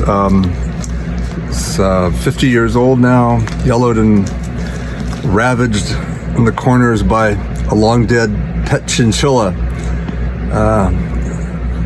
from college. Hello, I'm Larry George. I'm a political theorist. I live in Santa Monica, California. I've been reading in Ulysses for 50 years or so. Last year, I finally read it cover to cover in commemoration of the centenary. The passage I'll be reading in the accent of a native Los Angelino is from the Eumaeus section, in that Leopold Bloom gives us something of his own political philosophy and pushes back against some of the nationalist, anti-Semitic rhetoric that he's heard during this long day. Stephen, at least at this point, doesn't seem particularly interested in politics at all, much less his new friend's ideas on the matter. The passage begins with Stephen mocking the comparison between war, the pretensions of war, by comparing it to battles between sort of street gangs, neighborhood street gangs, and that would have been familiar to residents of Dublin at the time. Stephen begins speaking. Memorable bloody bridge battle and 7 minutes war, Stephen assented, between Skinner's Alley and Ormond Market. Yes, Mr. Bloom thoroughly agreed, entirely endorsing the remark that was overwhelmingly right, and the whole world was overwhelmingly full of that sort of thing. You just took the words out of my mouth, he said. A hocus pocus of conflicting evidence that candidly you couldn't remotely. All those wretched quarrels, in his humble opinion, stirring up bad blood, a bump of combativeness or gland of some sort, erroneously supposed to be about a punctilio of honor and a flag, were very largely a question of the money question, which was at the back of everything. Greed and jealousy, people never knowing when to stop. They accuse, remarked he audibly. He turned away from the others who probably, and spoke nearer to, so as the others, in case they... Jews, he softly imparted in an aside in Stephen's ear, are accused of ruining. Not a vestige of truth in it, I can safely say. History, would you be surprised to learn, proves up to the hilt. Spain decayed when the Inquisition hounded the Jews out, and England prospered when Cromwell, an uncommonly able ruffian who in other respects has much to answer for, imported them. Why? Because they're practical and are proved to be so. I don't want to indulge in any because, the standard works on the subject and then orthodox as you are. But in the economic, not touching religion domain, the priest spells poverty. Spain, again, you saw in the war, compared with go-ahead America, Turks. It's in the dogma, because if they didn't believe they'd go straight to heaven when they die, they'd try to live better. At least so I think. That's the juggle on which the PPs raise the wind on false pretenses. I'm, he resumed with dramatic force, as good an Irishman as that rude person I told you about at the outset. And I want to see everyone, concluded he, all creeds and classes, pro rata, having a comfortable, tidy-sized income, in no niggard fashion either. Something in the neighborhood of £300 per annum. That's the vital issue at stake, and it's feasible, and would be provocative of friendlier intercourse between man and man. At least that's my idea, for what it's worth. I call that patriotism. Ubi patria, as we learned a small smattering of in our classical day and alma mater vita bene, where you can live well, the sense is, if you work. Over his untastable apology for a cup of coffee, listening to this synopsis of things in general, Stephen stared at nothing in particular. He could hear, of course, all kinds of words changing color, like those crabs around Ring's End in the morning, burrowing quickly into all colors of different sorts of the same sand where they had a home somewhere beneath or seemed to. Then he looked up and saw the eyes that said or didn't say the words the voice he heard said, if you work. Count me out, he managed to remark, meaning to work. The eyes were surprised at this observation because as he, the person who owned them, pro tem, observed, or rather his voice speaking did, all must work, have to, together. I mean, of course, the other hastened to affirm, work in the widest possible sense. Also, literary labor, not merely for the kudos of the thing. Writing for the newspapers, which is the readiest channel nowadays, that's work too. Important work. After all, from the little I know of you, after all the money expended on your education, you're entitled to recoup yourself and command your price. You have every bit as much right to live by your pen in pursuit of your philosophy as the peasant has. What? You both belong to Ireland, the brain and the brawn. Each is equally important. You suspect, Stephen retorted with a sort of half-laugh, that I may be important because I belong to the Faubourg Saint-Patrice, called Ireland for short? I would go a step farther, Mr. Bloom insinuated. But I suspect, Stephen interrupted, that Ireland must be important because it belongs to me. What belongs? Queried Mr. Bloom, bending, fancying he was perhaps under some misapprehension. Excuse me, unfortunately I didn't catch the latter portion. What was it you... Stephen, patently cross-tempered, repeated and shoved aside his mug of coffee or whatever you like to call it, none too politely, adding, "We can't change the country. Let us change the subject." Hi, I am Eli Williams. My friend put me up to this. I have never read this book. Ready. At this pertinent suggestion, Mr. Bloom, to change the subject, looks down, but in a quandary, as he couldn't tell exactly what construction to put on belongs, to which sounded rather a far cry. The rebuke of some kind was clearer than the other part. Needless to say, the fumes of his recent orgies spoke then with which some asperity in a curious bitter way. Foreign to this sober state, probably the home life to which Mr. Bloom attached the utmost importance had not been all that was needed, or he hadn't been familiarized with the right sort of people. With a touch of fear for the young man beside him, whom he furtively scrutinized with an air of some consternation, remembering he had just come back from Paris, the eyes more especially reminding him forcibly of father and sister, falling to throw much light on the subject. However, he brought to mind instances of cultured fellows that promised so brilliantly, nipped in the bud of premature decay, and nobody to blame but themselves. For instance, there was the case of O'Callaghan, for one, the half-crazy faddist, respectably connected, though the inadequate means, with his mad vagaries among those other gay doings, Monrado, and making himself a nuisance to everybody all around. He was in the habit of ostentatiously sporting in the public a suit of brown paper, a fact. And then the usual denouement. After the fun had gone on fast and furious, he got landed into hot water and had to be spirited away by a few friends.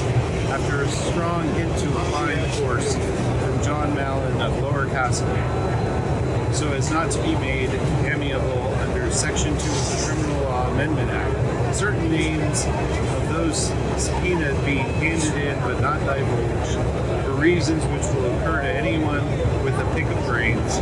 Briefly, putting two and two together, 616, which he pointedly turned a deaf ear to, Antonio and so forth, jockeys and the Esta stand. The tattoo, which was all the go in the 70s or thereabouts, even in the House of Lords, because early in life the occupant of the throne, then heir apparent, the other members of the Upper Ten, and the other high personages, simply following in the footsteps of the head of state, he reflected about the errors of the notorieties and crowned heads running counter to morality, such as the Cornwall case a number of years before, under the veneer in a way scarcely intended by nature. A thing good, Miss Grundy, as the law stands, was terribly down on us, though not for the reason that they thought they were probable, whatever it was, except women chiefly, who were always fiddling more and less to one another, it being largely a matter of dress and all the rest of it. Ladies who dislike distinctive underclothing should, and every weather... Go for it. Trying to make the gap wider between them by innuendoing, give more of a genuine flip to acts of impropriety. Between the two, she unbuttoned his, and then he untied her. Find the pin, whereas savages in the Cannibal Islands say, at 90 degrees in the shade, not caring to a continental. However, referring to the original, there were on the other hands of others who had forced their way to the top from the lowest rung by the aid of their bootstraps. Sheer force of natural genius. That. With brains, sir. Ready. For which and further reasons he felt it was interesting in duty, even to wait on and profit by the unlooked-for occasion. Though why, he could not exactly tell, being, as it was, already several shillings to the bad, having, in fact, let himself in for it. Still, to cultivate the acquaintance of someone of no uncommon calibre who could not provide food or for reflection would amply repay any small intellectual stimulation as such was. He felt from time to time a first-rate tonic for the mind, added to which was the coincidence of a meeting, discussion, dance, row, old salt, of the here today and gone tomorrow type, night loafers, the whole galaxy of events, all went to make a miniature cameo of the world we live in, especially as the lives of submerged tenth, viz., coal miners, divers, scavengers, etc., were very much under the microscope lately. To improve the shining hour, he wondered whether he might meet with anything approaching the same luck as Mr. Philip Beaufoy, if taken down in writing. Suppose he were to pen something out of common growth, as he fully intended on doing, at the rate of 1 guinea per column. My experiences, let us say, at Cabman's Shelter. The pink edition, extra sporting, of the telegraphic lie, lay, as luck would have it, beside his elbow, and he was just puzzling again, far from satisfied, over a country belonging to him in the preceding rebus. The vessel came from Bridgewater, and the postcard was addressed to A. Bowden. Find the captain's age. His eyes went aimlessly over the respective captions, which came under special province. The all-embracing, give us this day, our daily press. First he got a bit of a start, but it turned out only to be something about somebody named H. Du Bois, agent for the typewriters, or something like that. Great battle, Tokyo. Lovemaking, an Irish, 200 pounds damage. Gordon Bennett, emigration swindle. Letter from His Grace William Ascot. Throwaway recalls of Derby of 92, and Captain Marshall's Dark Horse, Sir Hugo, captured the Blue Ribbon Band at long odds. New York disaster, 1,000 lives lost, foot and mouth, funeral of the late Mr. Patrick Dignam. My name's Robert Berry, and I am an artist and educator who's been wrestling with this book for about 15 years, and I'm happy to give you a little bit more of it now. So to change the subject, he read about Dignam, R.I.P., which he reflected was anything but a gay send-off. This morning, Hines puts in, of course, the remains of the late Mr. Patrick Dignam were removed from his residence, number 9, Newbridge Avenue, Sandymount, for interment in Glasnevin. The deceased gentleman was a most popular and genial personality in city life, and his demise, after a brief illness, came as great shock to citizens of all classes by whom he is deeply regretted. The obsequies, at which many friends of the deceased were present, were carried out, certainly Hines wrote it with a nudge from Corny, by Messrs. H.J. O'Neill and Son, 164 North Strand Road. The mourners included Patrick Dignam, son, Bernard Corrigan, brother-in-law, John Henry Menton, solicitor, Martin Cunningham, John Power, Eton P.H. 18 Adorador. Must be where he called monks the day Father about Keyes' ad.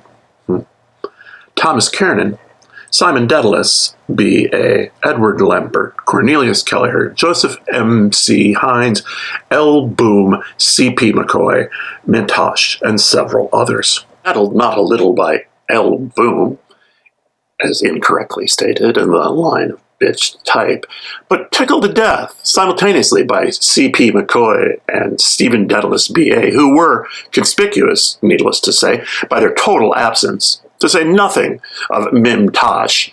L. Boom pointed it out to his companion B.A., engaged in stifling another yawn, half nervousness, not forgetting the usual crop of nonsensical howlers of misprints. "Is that the first epistle to the Hebrews?" he asked, as soon as his bottom jaw would let him in. "Text, open thy mouth and put thy foot in it." "It is, really," Mr. Bloom said, though first he fancied he alluded to the Archbishop, till he added about foot and mouth, with which there could be no possible connection, overjoyed to set his mind at rest, and a bit flabbergasted at Miles Crawford after all the managing the thing there. While the other was reading it on page 2, Boom, to give him, for the nonce, his new misnomer, whiled away a few odd leisure moments in fits and starts with the account of the third event at Ascot on page 3, his side value 1,000 sovereigns, with 3,000 sovereigns in specie, added for entire colts and fillies. Mr. F. Alexander's throwaway, B.H. by right away, 5 years, 9 stones, 4 pounds. Thrale, written by W. Lane. 1. Lord Howard de Walden's Zinfandel, written by M. Cannon. 2.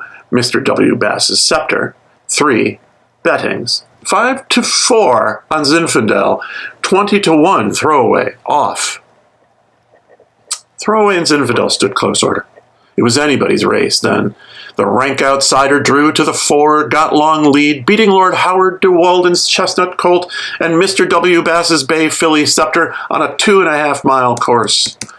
Winner, trained by brain so that Lenihan's version of the business was all pure bunkum, secured the verdict cleverly by a length, 1,000 sovereigns with 300 in specie. Also ran J. de Bramon's French horse, Bantam Lions was anxiously inquiring after, not in yet, but expected any minute. Maximum the second. Different ways of bringing off a coup. Love-making damages. Though that half-baked Lions ran off at a tangent in his impetuosity to get left. Of course, gambling eminently lent itself to that sort of thing, though. As the event turned out, the poor fool hadn't much reason to congratulate himself on his pick, the forlorn hope. Guesswork it reduced itself to eventually. There was every indication they would arrive at that, Mr. Bloom said. Who? The other, whose hand, by the way, was hurt, said. One morning you would open the paper, the cabman affirmed, and read, Return of Parnell. He bet them what they liked. A Dublin Fusilier was in the shelter one night and said he saw him in South Africa. Pride it was killed him. He ought to have done away with himself or laying low for a time after committee room number 15 until he was his old self again, with no one to point a finger at him. Then they would all, to a man, have gone down on their marrow bones to him to come back when he had recovered his senses. Dead he wasn't, simply absconded somewhere. The coffin they brought over was full of stones. He changed his name to Derwet, the Boer General. He made a mistake to fight the priests, and so forth, and so on. All the same, Bloom, properly so dubbed, was rather surprised at their memories, for in 9 cases out of 10 it was a case of tar barrels, and not singly, but in their thousands, and then complete oblivion, because it was 20-odd years. Highly unlikely, of course. There was even a shadow of a truth in the stones, and even supposing he thought a return highly inadvisable, all things considered. Something evidently riled them in his death. Either he petered out too tamely of acute pneumonia just when his various different political arrangements were nearing completion, or whether it transpired he owed his death to his having neglected to change his boots and clothes after a wedding when a cold resulted, and failing to consult a specialist, he being confined to his room till he eventually died of it amid widespread regret before a fortnight was at end, or quite possibly they were distressed to find the job was taken out of their hands. Of course, nobody being acquainted with his movements even before, there was absolutely no clues to his whereabouts, which were decidedly of the Alice where art thou order, even prior to starting to go under several aliases, such as Fox and Stewart. So the remark, which emanated from friend Cabby, might be within the bounds of possibility. Naturally, then, it would prey on his mind as a born leader of men, which undoubtedly he was, and as a commanding figure, a 6-footer, or at any rate 5 feet 10 or 11 in his stockinged feet, whereas Monsieur So-and-so, who, though they weren't even a patch of the former man, ruled the roost after their redeeming features were very few and far between. It certainly pointed a moral, the idol with the feet of clay. And then, 72 of his trusty henchmen rounding on him with mutual mudslinging, and the identical same with murderers. You had to come back. That haunting sense kind of drew you. To show the understudy in the title role how to.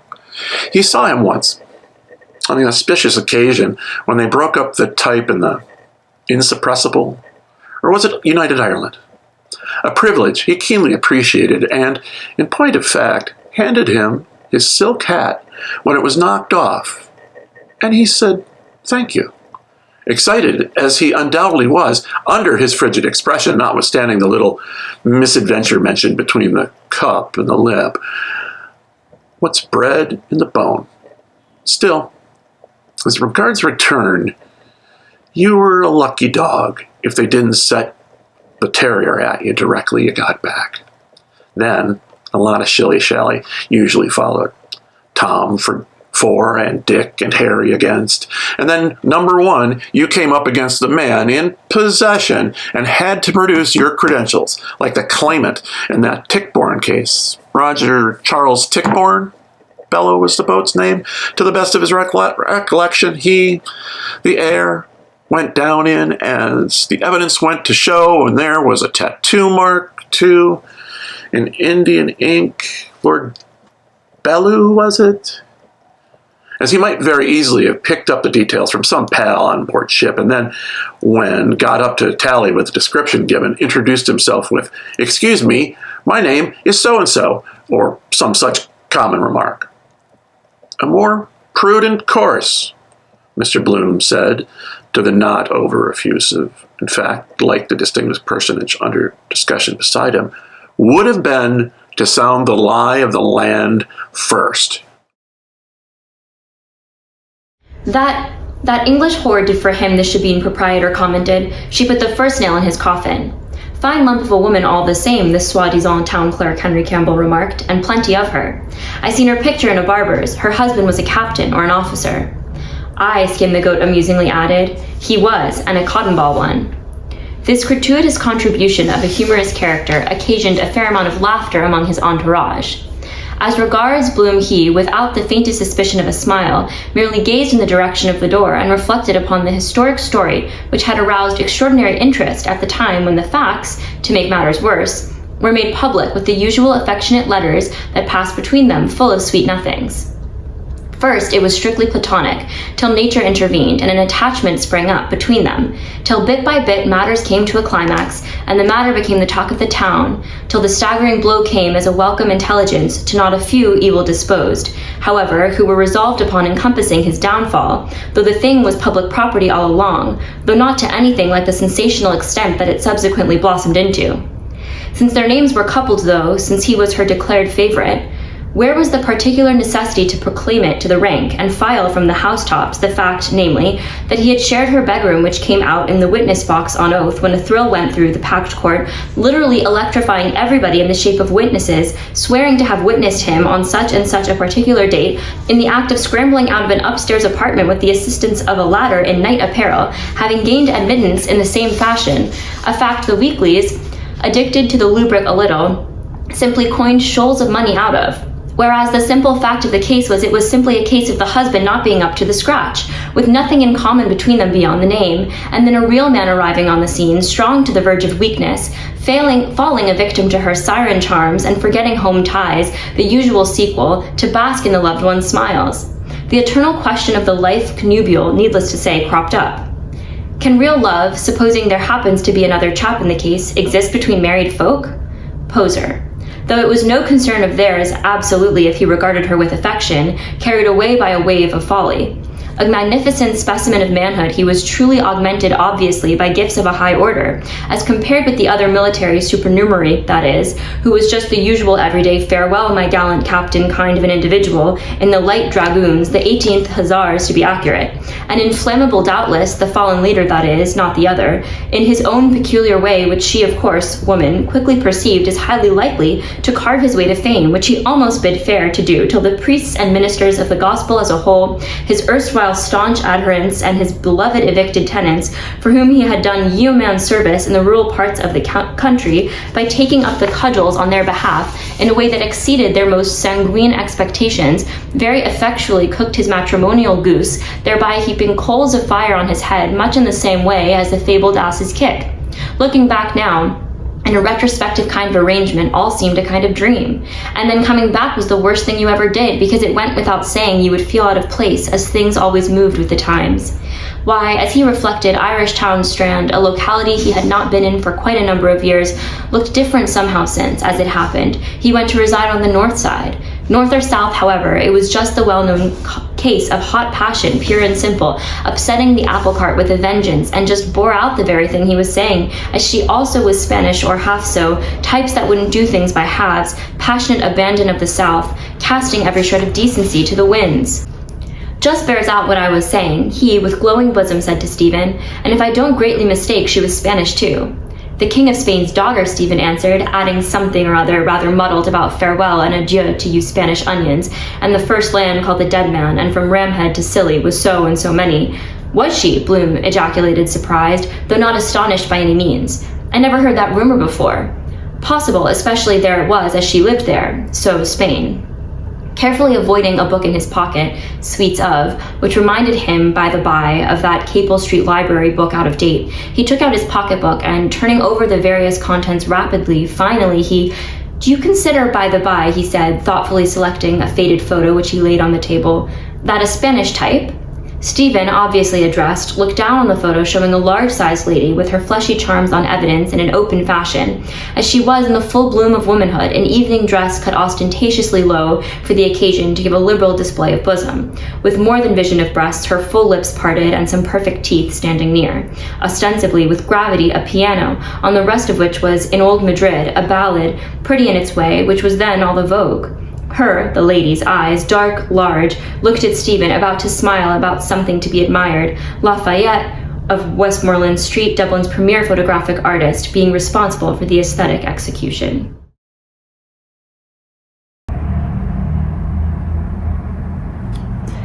Mrs. Bloom, my wife the prima donna, Madame Marion Tweedy, Bloom indicated, taken a few years since, in or about 96. Very like her then. Beside the young man, he looked also at the photo of the lady, now his legal wife, who, he intimated, was the accomplished daughter of Major Brian Tweedy, and displayed at an early age remarkable proficiency as a singer, having even made her bow to the public when her years numbered barely sweet 16. As for the face, it was a speaking likeness and expression, but it did not do justice to her figure, which came in for a lot of notice usually, and which did not come out to the best advantage in that get-up. She could without difficulty, he said, have posed for the ensemble, not to dwell on certain opulent curves of the... He dwelt, being a bit of an artist in his spare time, on the female form in general developmentally, because as it so happened, no later than that afternoon, he had seen those Grecian statues, perfectly developed as works of art, in the National Museum. Marble could give the original, shoulders, back, all the symmetry. All the rest, yes, Puritanism. It does, though, St. Joseph's Sovereign, whereas no photo could, because it simply wasn't art, in a word.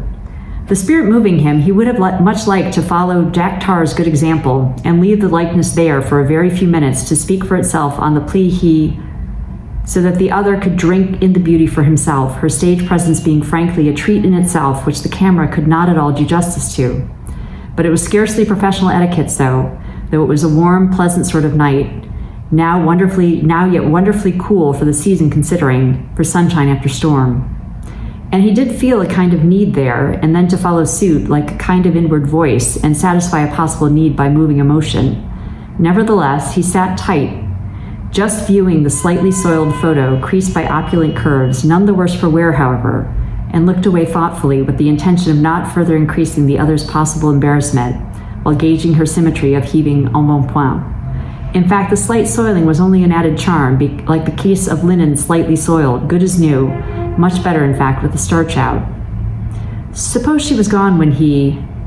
I looked for the lamp, which she told me came into his mind, but merely as a passing fancy of his, because he then recollected the morning-littered bed, etc., and the book about Ruby, with Met Him Picosis in it, which must have fell down sufficiently appropriately beside the domestic chamber pot, with apologies to Lindley Murray. The vicinity of this young man he certainly relished, educated, distingué, and impulsive into the bargain. Far and away the pick of the bunch, though you wouldn't think he had it in him. Yet you would.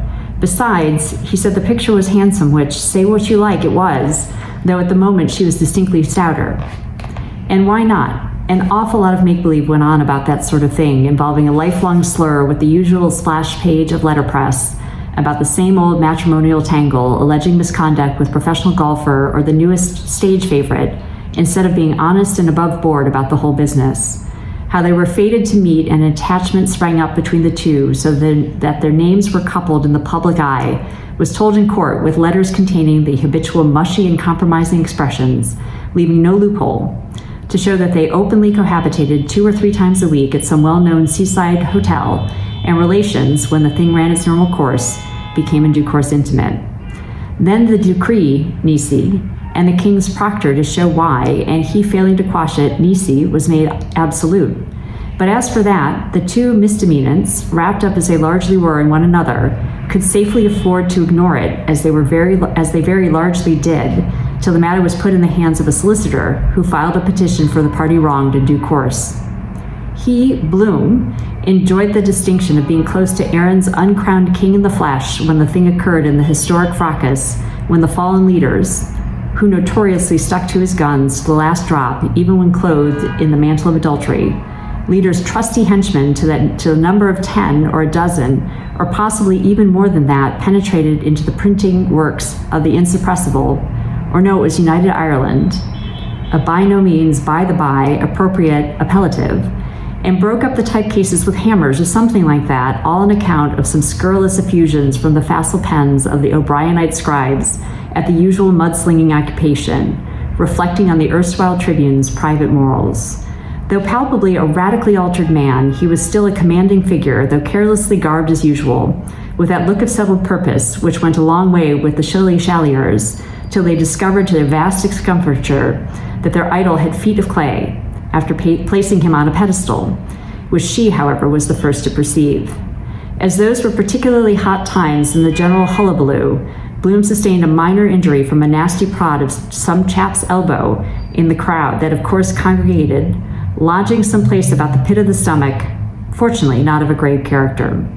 His hat, Parnell's, was inadvertently knocked off, and as a matter of strict history, Bloom was the man who picked it up in the crush after witnessing the occurrence, meaning to return it to him, and return it to him he did with the utmost celerity, who, panting and hatless, and whose thoughts were miles away from his hat at the time, being a gentleman born with a stake in the country, he, as a matter of fact, having gone into it more for the kudos of the thing than anything else, was bred in the bone, instilled into him in infancy at his mother's knee in the shape of knowing what good form was, came out at once because he turned round to the donor and thanked him with perfect aplomb, saying, "Thank you, sir," though in a very different tone of voice from the ornament of the legal profession, whose headgear Bloom also set to rights earlier in the course of the day, history repeating itself with a difference.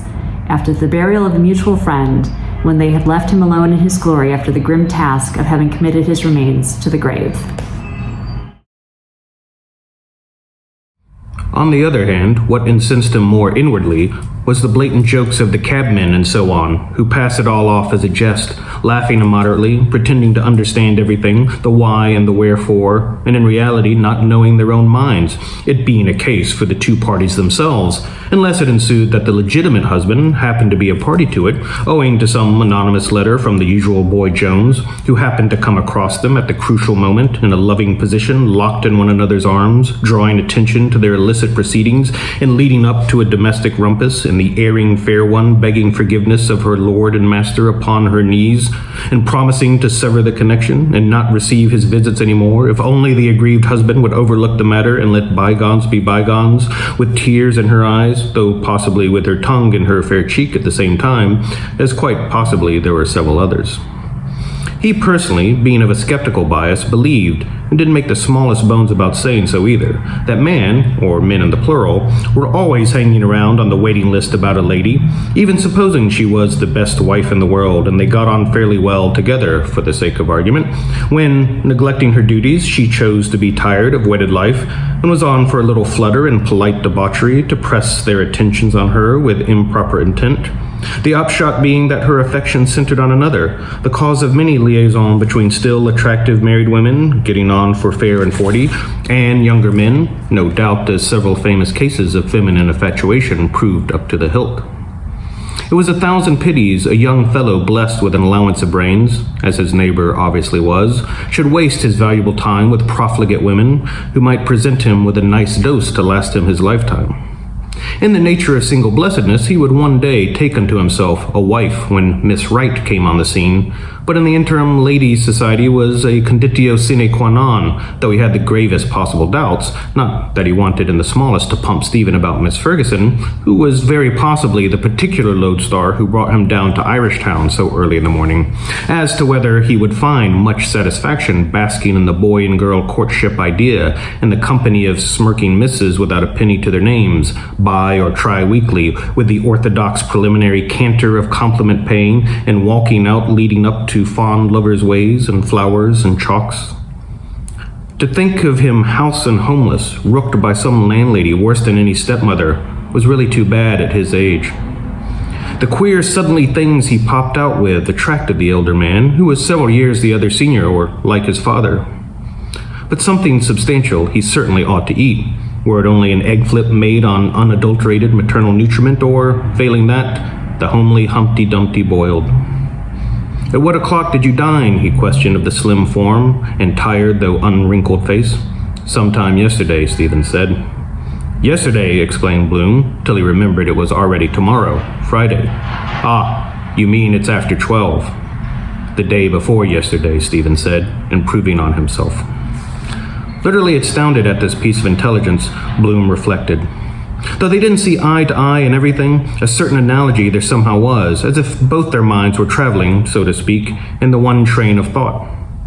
At his age, when dabbling in politics, roughly some score of years previously, when he had been a quasi-aspirant to parliamentary honors in the Buckshot Foster days, he too recollected in retrospect, which was a source of keen satisfaction in itself, he had a sneaking regard for those same ultra ideas. For instance, when the evicted tenants question, then at its first inception, bulked largely in people's minds, though it goes without saying, not contributing a copper or pinning his faith absolutely to its dictums, some of which wouldn't exactly hold water, he, at the outset, in principle, at all events, was in thorough sympathy with peasant possession, as voicing the trend of modern opinion, a partiality, however, which, realizing his mistake, he was subsequently partially cured of, and even was twitted with going a step further than Michael Davitt in the striking views he at one time inculcated as a back-to-the-lander, which was one reason he strongly resented the innuendo put upon him in so barefaced a fashion at the gathering of the clans and Barney Kiernans, so that he, though often considerably misunderstood and the least pugnacious of mortals, be it repeated, departed from his customary habit to give him, metaphorically, one in the gizzard, though so far as politics themselves were concerned, he was only too conscious of the casualties invariably resulting from propaganda and displays of mutual animosity and the misery and suffering it entailed as a foregone conclusion on fine young fellows, chiefly destruction of the fittest, in a word.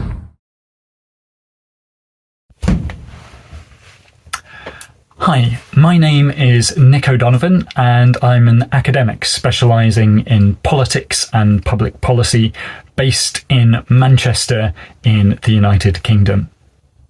I've tried to read Ulysses on multiple occasions, never made it further than about 50 pages in. So tonight I'll be reading you an extract from chapter 16, which is way further than I've ever made it into the book when trying for myself. So here goes.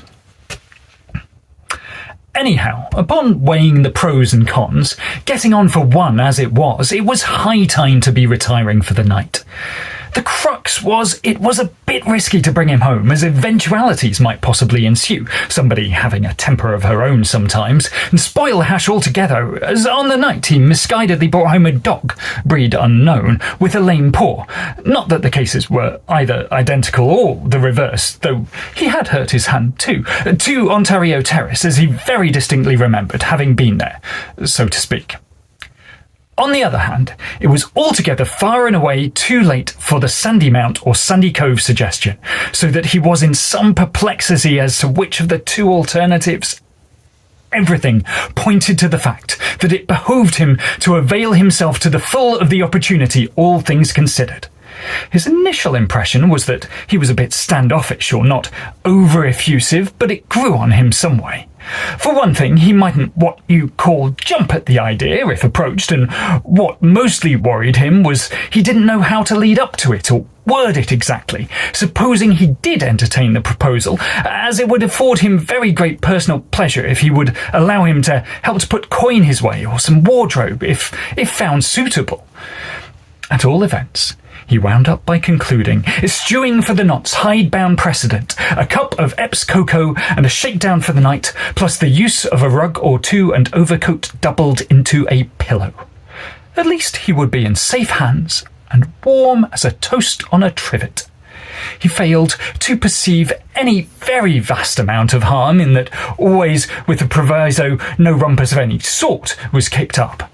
A move had to be made, because that merry old soul, the grass widower in question who appeared to be glued to the spot, didn't appear in any particular hurry to wend his way home to his dearly beloved Queenstown, and it was highly likely some Sponge's bawdy house of retired beauties off Sheriff Street Lower would be the best clue to that equivocal character's whereabouts for a few days to come, alternately racking their feelings, the mermaids, with six-chamber revolver anecdotes, verging on the tropical, calculated to freeze the marrow of anybody's bones and mauling their large-sized charms between whiles with rough and tumble gusto to the accompaniment of large potations of poteen and the usual blarney about himself, for as to who he in reality was, let XX equal my right name and address, as Mr. Algebra remarks, pass him. At the same time, he inwardly chuckled over his repartee to the Blood and Oons champion about his god being a Jew. People could put up with being bitten by a wolf, but what properly riled them was a bite from a sheep. The most vulnerable point, too, of tender Achilles, your god was a Jew, because mostly they appeared to imagine he came from Carrick-on-Shannon, or somewhere abouts in the county Sligo. I propose, our hero eventually suggested, after mature reflection, while prudently pocketing her photo. As it's rather stuffy here, you just come home with me and talk things over.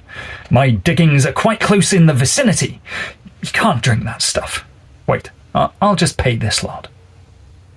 The best plan clearly being to clear out, the remainder being plain sailing, he beckoned while prudently pocketing the photo to the keeper of the shanty, who didn't seem to... Yes, that's the best, he assured Stephen, to whom for the matter of that brazen head or him or anywhere else was all more or less. All kinds of utopian plans were flashing through his, Bloom's, busy brain. Education, the genuine article. Literature, journalism, prize titbits, up-to-date billing, hydros and concert tours in English watering resorts packed with theatres, turning money away, duets in Italian with the accent perfectly true to nature, and a quantity of other things. No necessity, of course, to tell the world and his wife from the housetops about it, and a slice of luck. An opening was all was wanted. Because he more than suspected he had his father's voice to bank his hopes on, which it was quite on the cards he had, so it would be just as well, by the way, no harm, to trail the conversation in the direction of that particular red herring just to... The cabby read out of the paper he had got hold of that the former Viceroy, Earl Cadogan, had presided at the Cab Drivers Association dinner in London somewhere. Silence with a yawn or two accompanied this thrilling announcement. Then the old specimen in the corner, who appeared to have some spark of vitality left, read out that Sir Anthony MacDonald had left Euston for the Chief Secretary's lodge, or words to that effect. To which absorbing piece of intelligence Echo answered why. "Give us a squint at that literature, grandfather," the ancient mariner put in, manifesting some natural impatience. "And welcome," answered the elderly party thus addressed. The sailor lugged out from a case he had a pair of greenish goggles, which he very slowly hooked over his nose and both ears. "Are you bad in the eyes?" the sympathetic personage, like the town clerk, queried. "Why," answered the seafarer with the tartan beard, who seemingly was a bit of a literary cove in his own small way, staring out of sea-green portholes as you might well describe them as, "I uses goggles reading. Sand in the Red Sea done that. One time I could read a book in the dark, manner of speaking. The Arabian Nights Entertainment was my favourite, and red as a rose is she." Hello, my name is Brent Keever. I live and teach and eat and drink in the city of Paris. And I'm very happy today to read you a passage from James Joyce's Ulysses, trying to get Stephen Dedalus out of a bar. I first read Ulysses in college, in a course that taught the big fat books of modernism. So Madame Bovary, Swan's Way, The Magic Mountain, and Ulysses.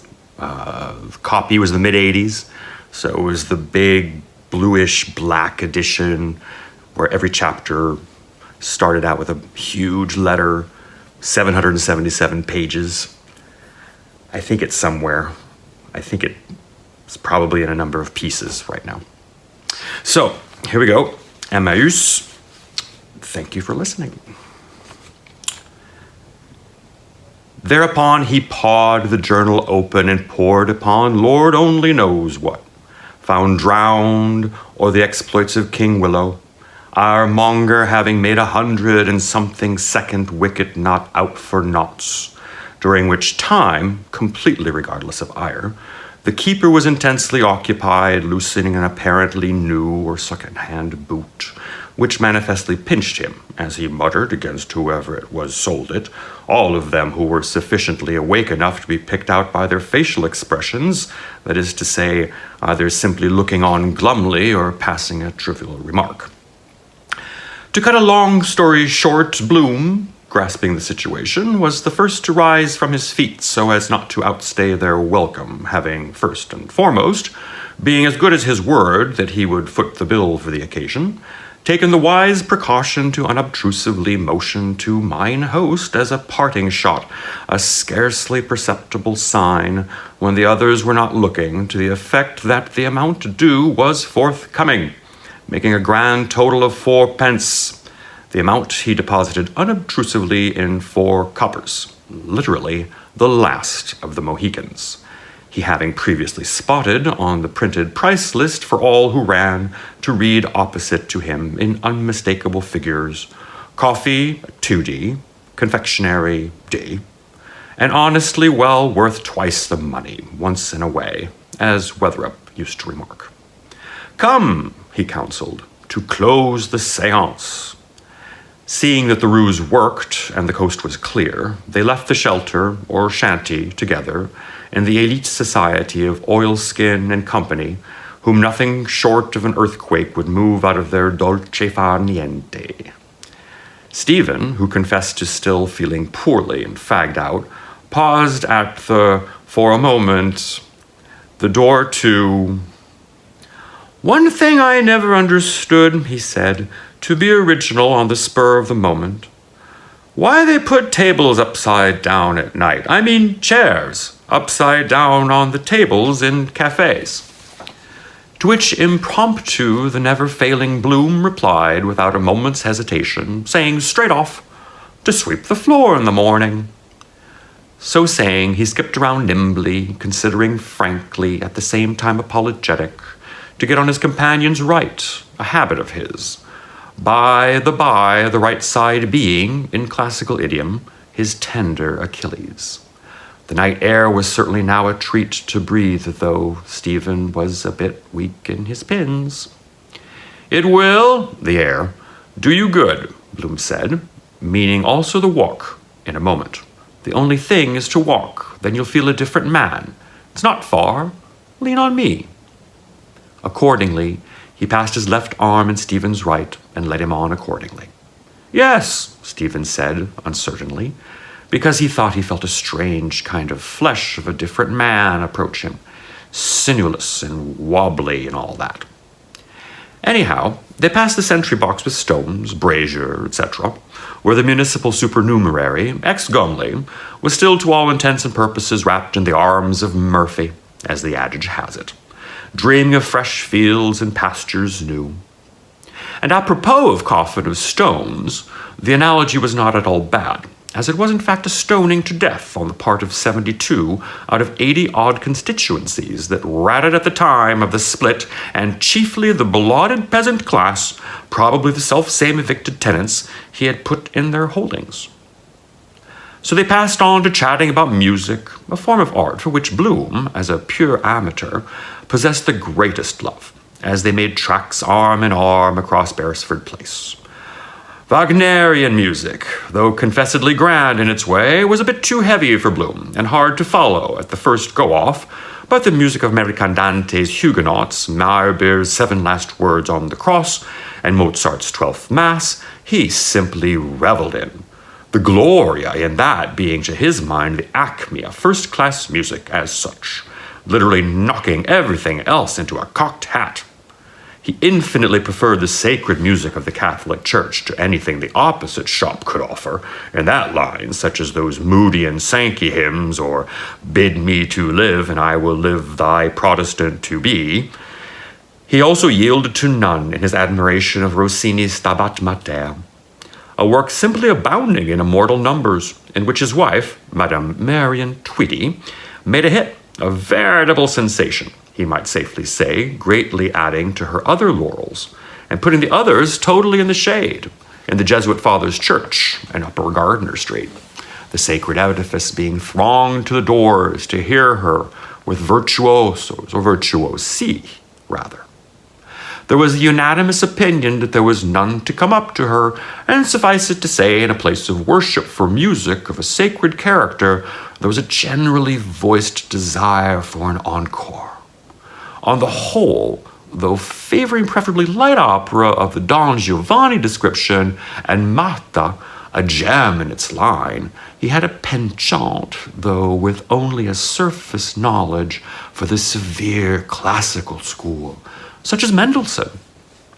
And talking of that, taking it for granted he knew all about the old favorites, he mentioned par excellence Lionel's air in Marta, Ma pari, which, curiously enough, he heard, or overheard, to be more accurate, on yesterday, a privilege he keenly appreciated from the lips of Stephen's respected father, sung to perfection, a study of the number, in fact, which made all the others take a back seat. Stephen, in reply to a politely put query, said he didn't but launched out into praises of Shakespeare's songs, at least of in or about that period, the lutenist Dowland, who lived in Fetter Lane near Gerard the herbalist, who anne ludendo hausi Dowlandus, an instrument he was contemplating purchasing from Mr. Arnold Domech, whom Bloom did not quite recall, though the name certainly sounded familiar, for 65 guineas, and Farnaby and Son, with their dukes and comesse, conceits, and Bird, William, who played the virginals, he said, in the Queen's Chapel, or anywhere else he found them, and one Tompkins, who made toys, or airs, and John Bull. Hello. As you can probably hear, I'm French, and I read Ulysses when I was a student. I have an old dusty copy somewhere in my house. I don't know where. I live in Paris, and I congratulate you for this initiative. It's wonderful. I'm going to be reading a lovely passage, and I hope you like it. Bye. On the roadway which they were approaching while still speaking beyond the swing chain, a horse, dragging a sweeper, paced on the paven ground, brushing a long swathe of mire up, so that with the noise Bloom was not perfectly certain whether he had caught aright the allusion to 65 guineas and John Bull. He inquired if it was John Bull, the political celebrity of that ilk, as it struck him, the two identical names as a striking coincidence. By the chains, the horse slowly swerved to turn, which perceiving, Bloom, who was keeping a sharp lookout as usual, plucked the other's sleeve gently, jocosely remarking, "Our lives are in peril tonight. Beware of the steamroller." They thereupon stopped.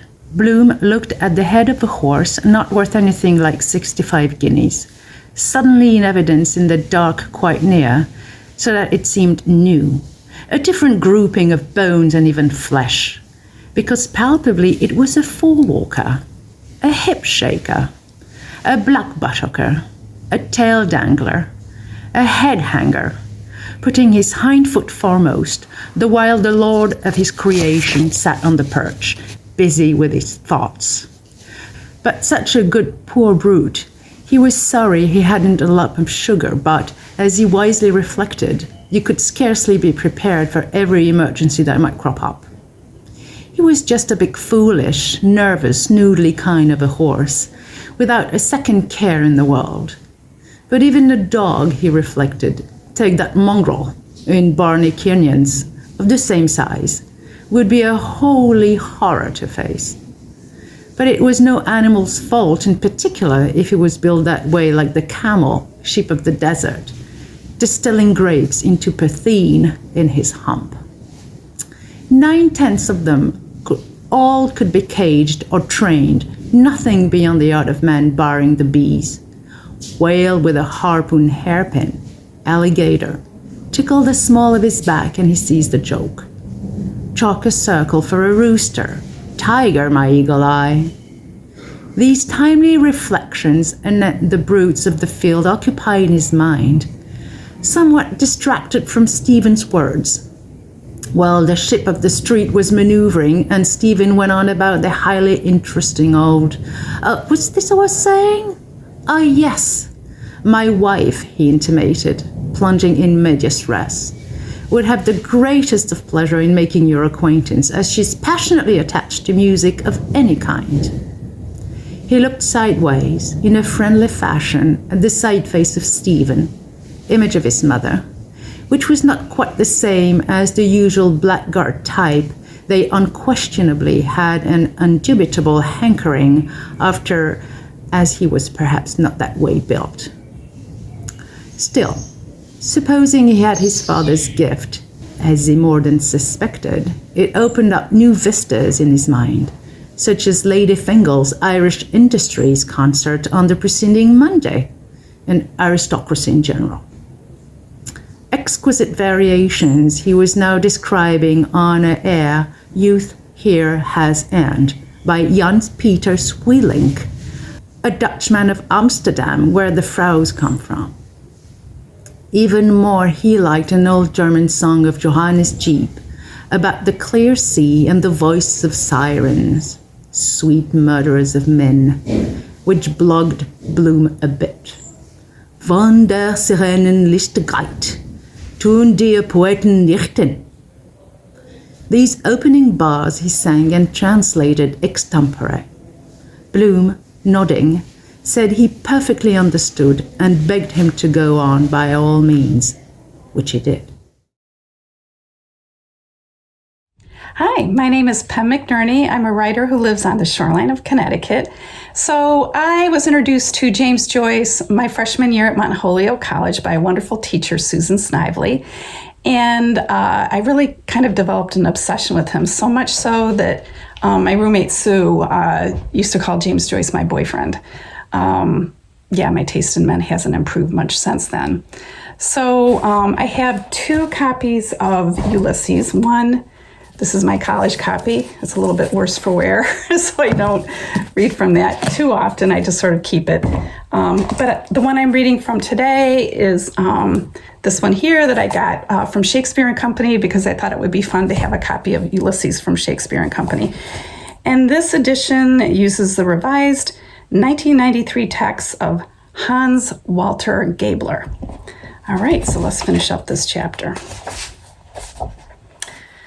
A phenomenally beautiful tenor voice like that, the rarest of boons, which Bloom appreciated at the very first note he got out, could easily, if properly handled by some recognized authority on voice production, such as Barraclough, and being able to read music into the bargain, command its own price where baritones were 10 a penny, and procure for its fortunate possessor in the near future an entree into fashionable houses in the best residential quarters of financial magnates and a very large way of business, entitled people where with his university degree of B.A., a huge ad in its way, and gentlemanly bearing, to all the more influence the good impression he would infallibly score a distinct success, being blessed with brains, which also could be utilized for the purpose and other requisites, if his clothes were properly attended to so as to better worm his way into the good graces, as he,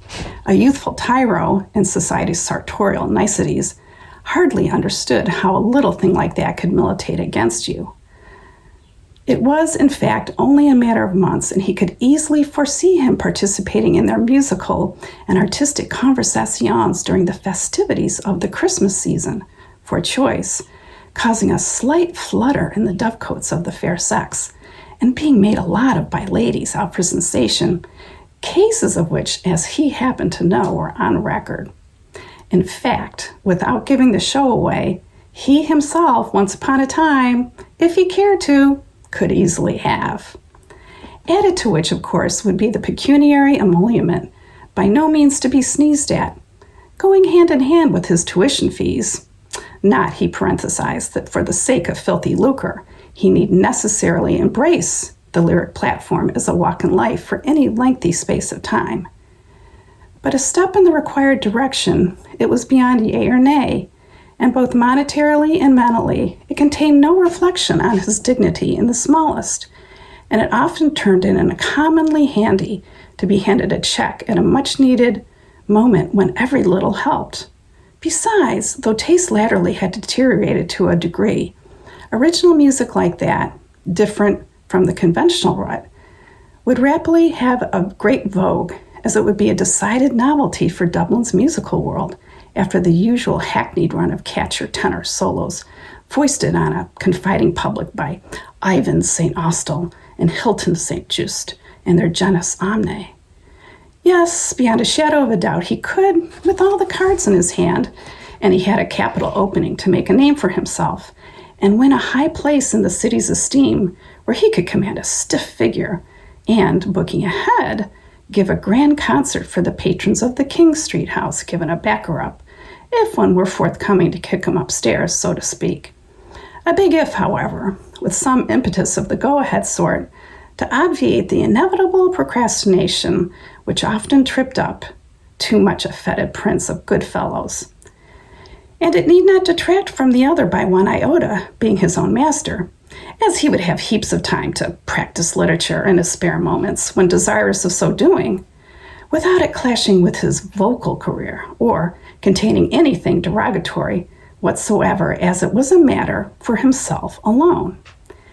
In fact, he had the ball at his feet, and that was the very reason why the other, possessed of a remarkably sharp nose for smelling a rat of any sort, hung on to him at all. The horse was just then, And later on, at a propitious opportunity, he purposed, Bloom did, without any way prying into his private affairs on the Fools Step In Where Angels principle, advising him to sever his connection with a certain budding practitioner who, he noticed, was prone to disparage, and even, to a slight extent, with some hilarious pretext when not present, deprecate him, or whatever you like to call it, which in Bloom's humble opinion threw a nasty sidelight on that side of a person's character, no pun intended. The horse, having reached the end of his tether, so to speak, halted, and rearing high a proud feathering tail, added his quota by letting fall on the floor, which the brush would soon brush up and polish, 3 smoking globes of turds. Slowly, 3 times, one after another, from a full crupper he mired, and humanely his driver waited till he, or she, had ended, patient in his scythed car. Side by side Bloom, profiting from the contretemps, with Stephen passed through the gap of chains, divided by the upright, and stepping over a strand of mire, went across toward Gardner Street Lower, Stephen singing more boldly, but not loudly, the end of the ballad. Und alle Schiffe brücken. The driver never said a word, good, bad, or indifferent, but merely watched the 2 figures, as he sat on his low back car. Both black, one full, one lean, walked toward the railway bridge, to be married by Father Mar. As they walked, they at times stopped and walked again, continuing their tete-a-tete, which of course he was utterly out of, about sirens, enemies of man's reasons, mingled with a number of other topics of the same category, usurpers, historical cases of the kind, while the man in the sweeper car, or you might as well call it the sleeper car, who in any case couldn't possibly hear, because they were too far, simply sat in his seat near the end of Lower Gardner Street, and looked after their low back car. We hope you enjoyed listening to this episode of The Colophon and our Centennial reading of Ulysses from Thornwillow Press. Be sure to subscribe to us wherever you get your podcasts, and please consider supporting us by visiting our website, www.thornwillow.com. Your help makes this and all our endeavors possible.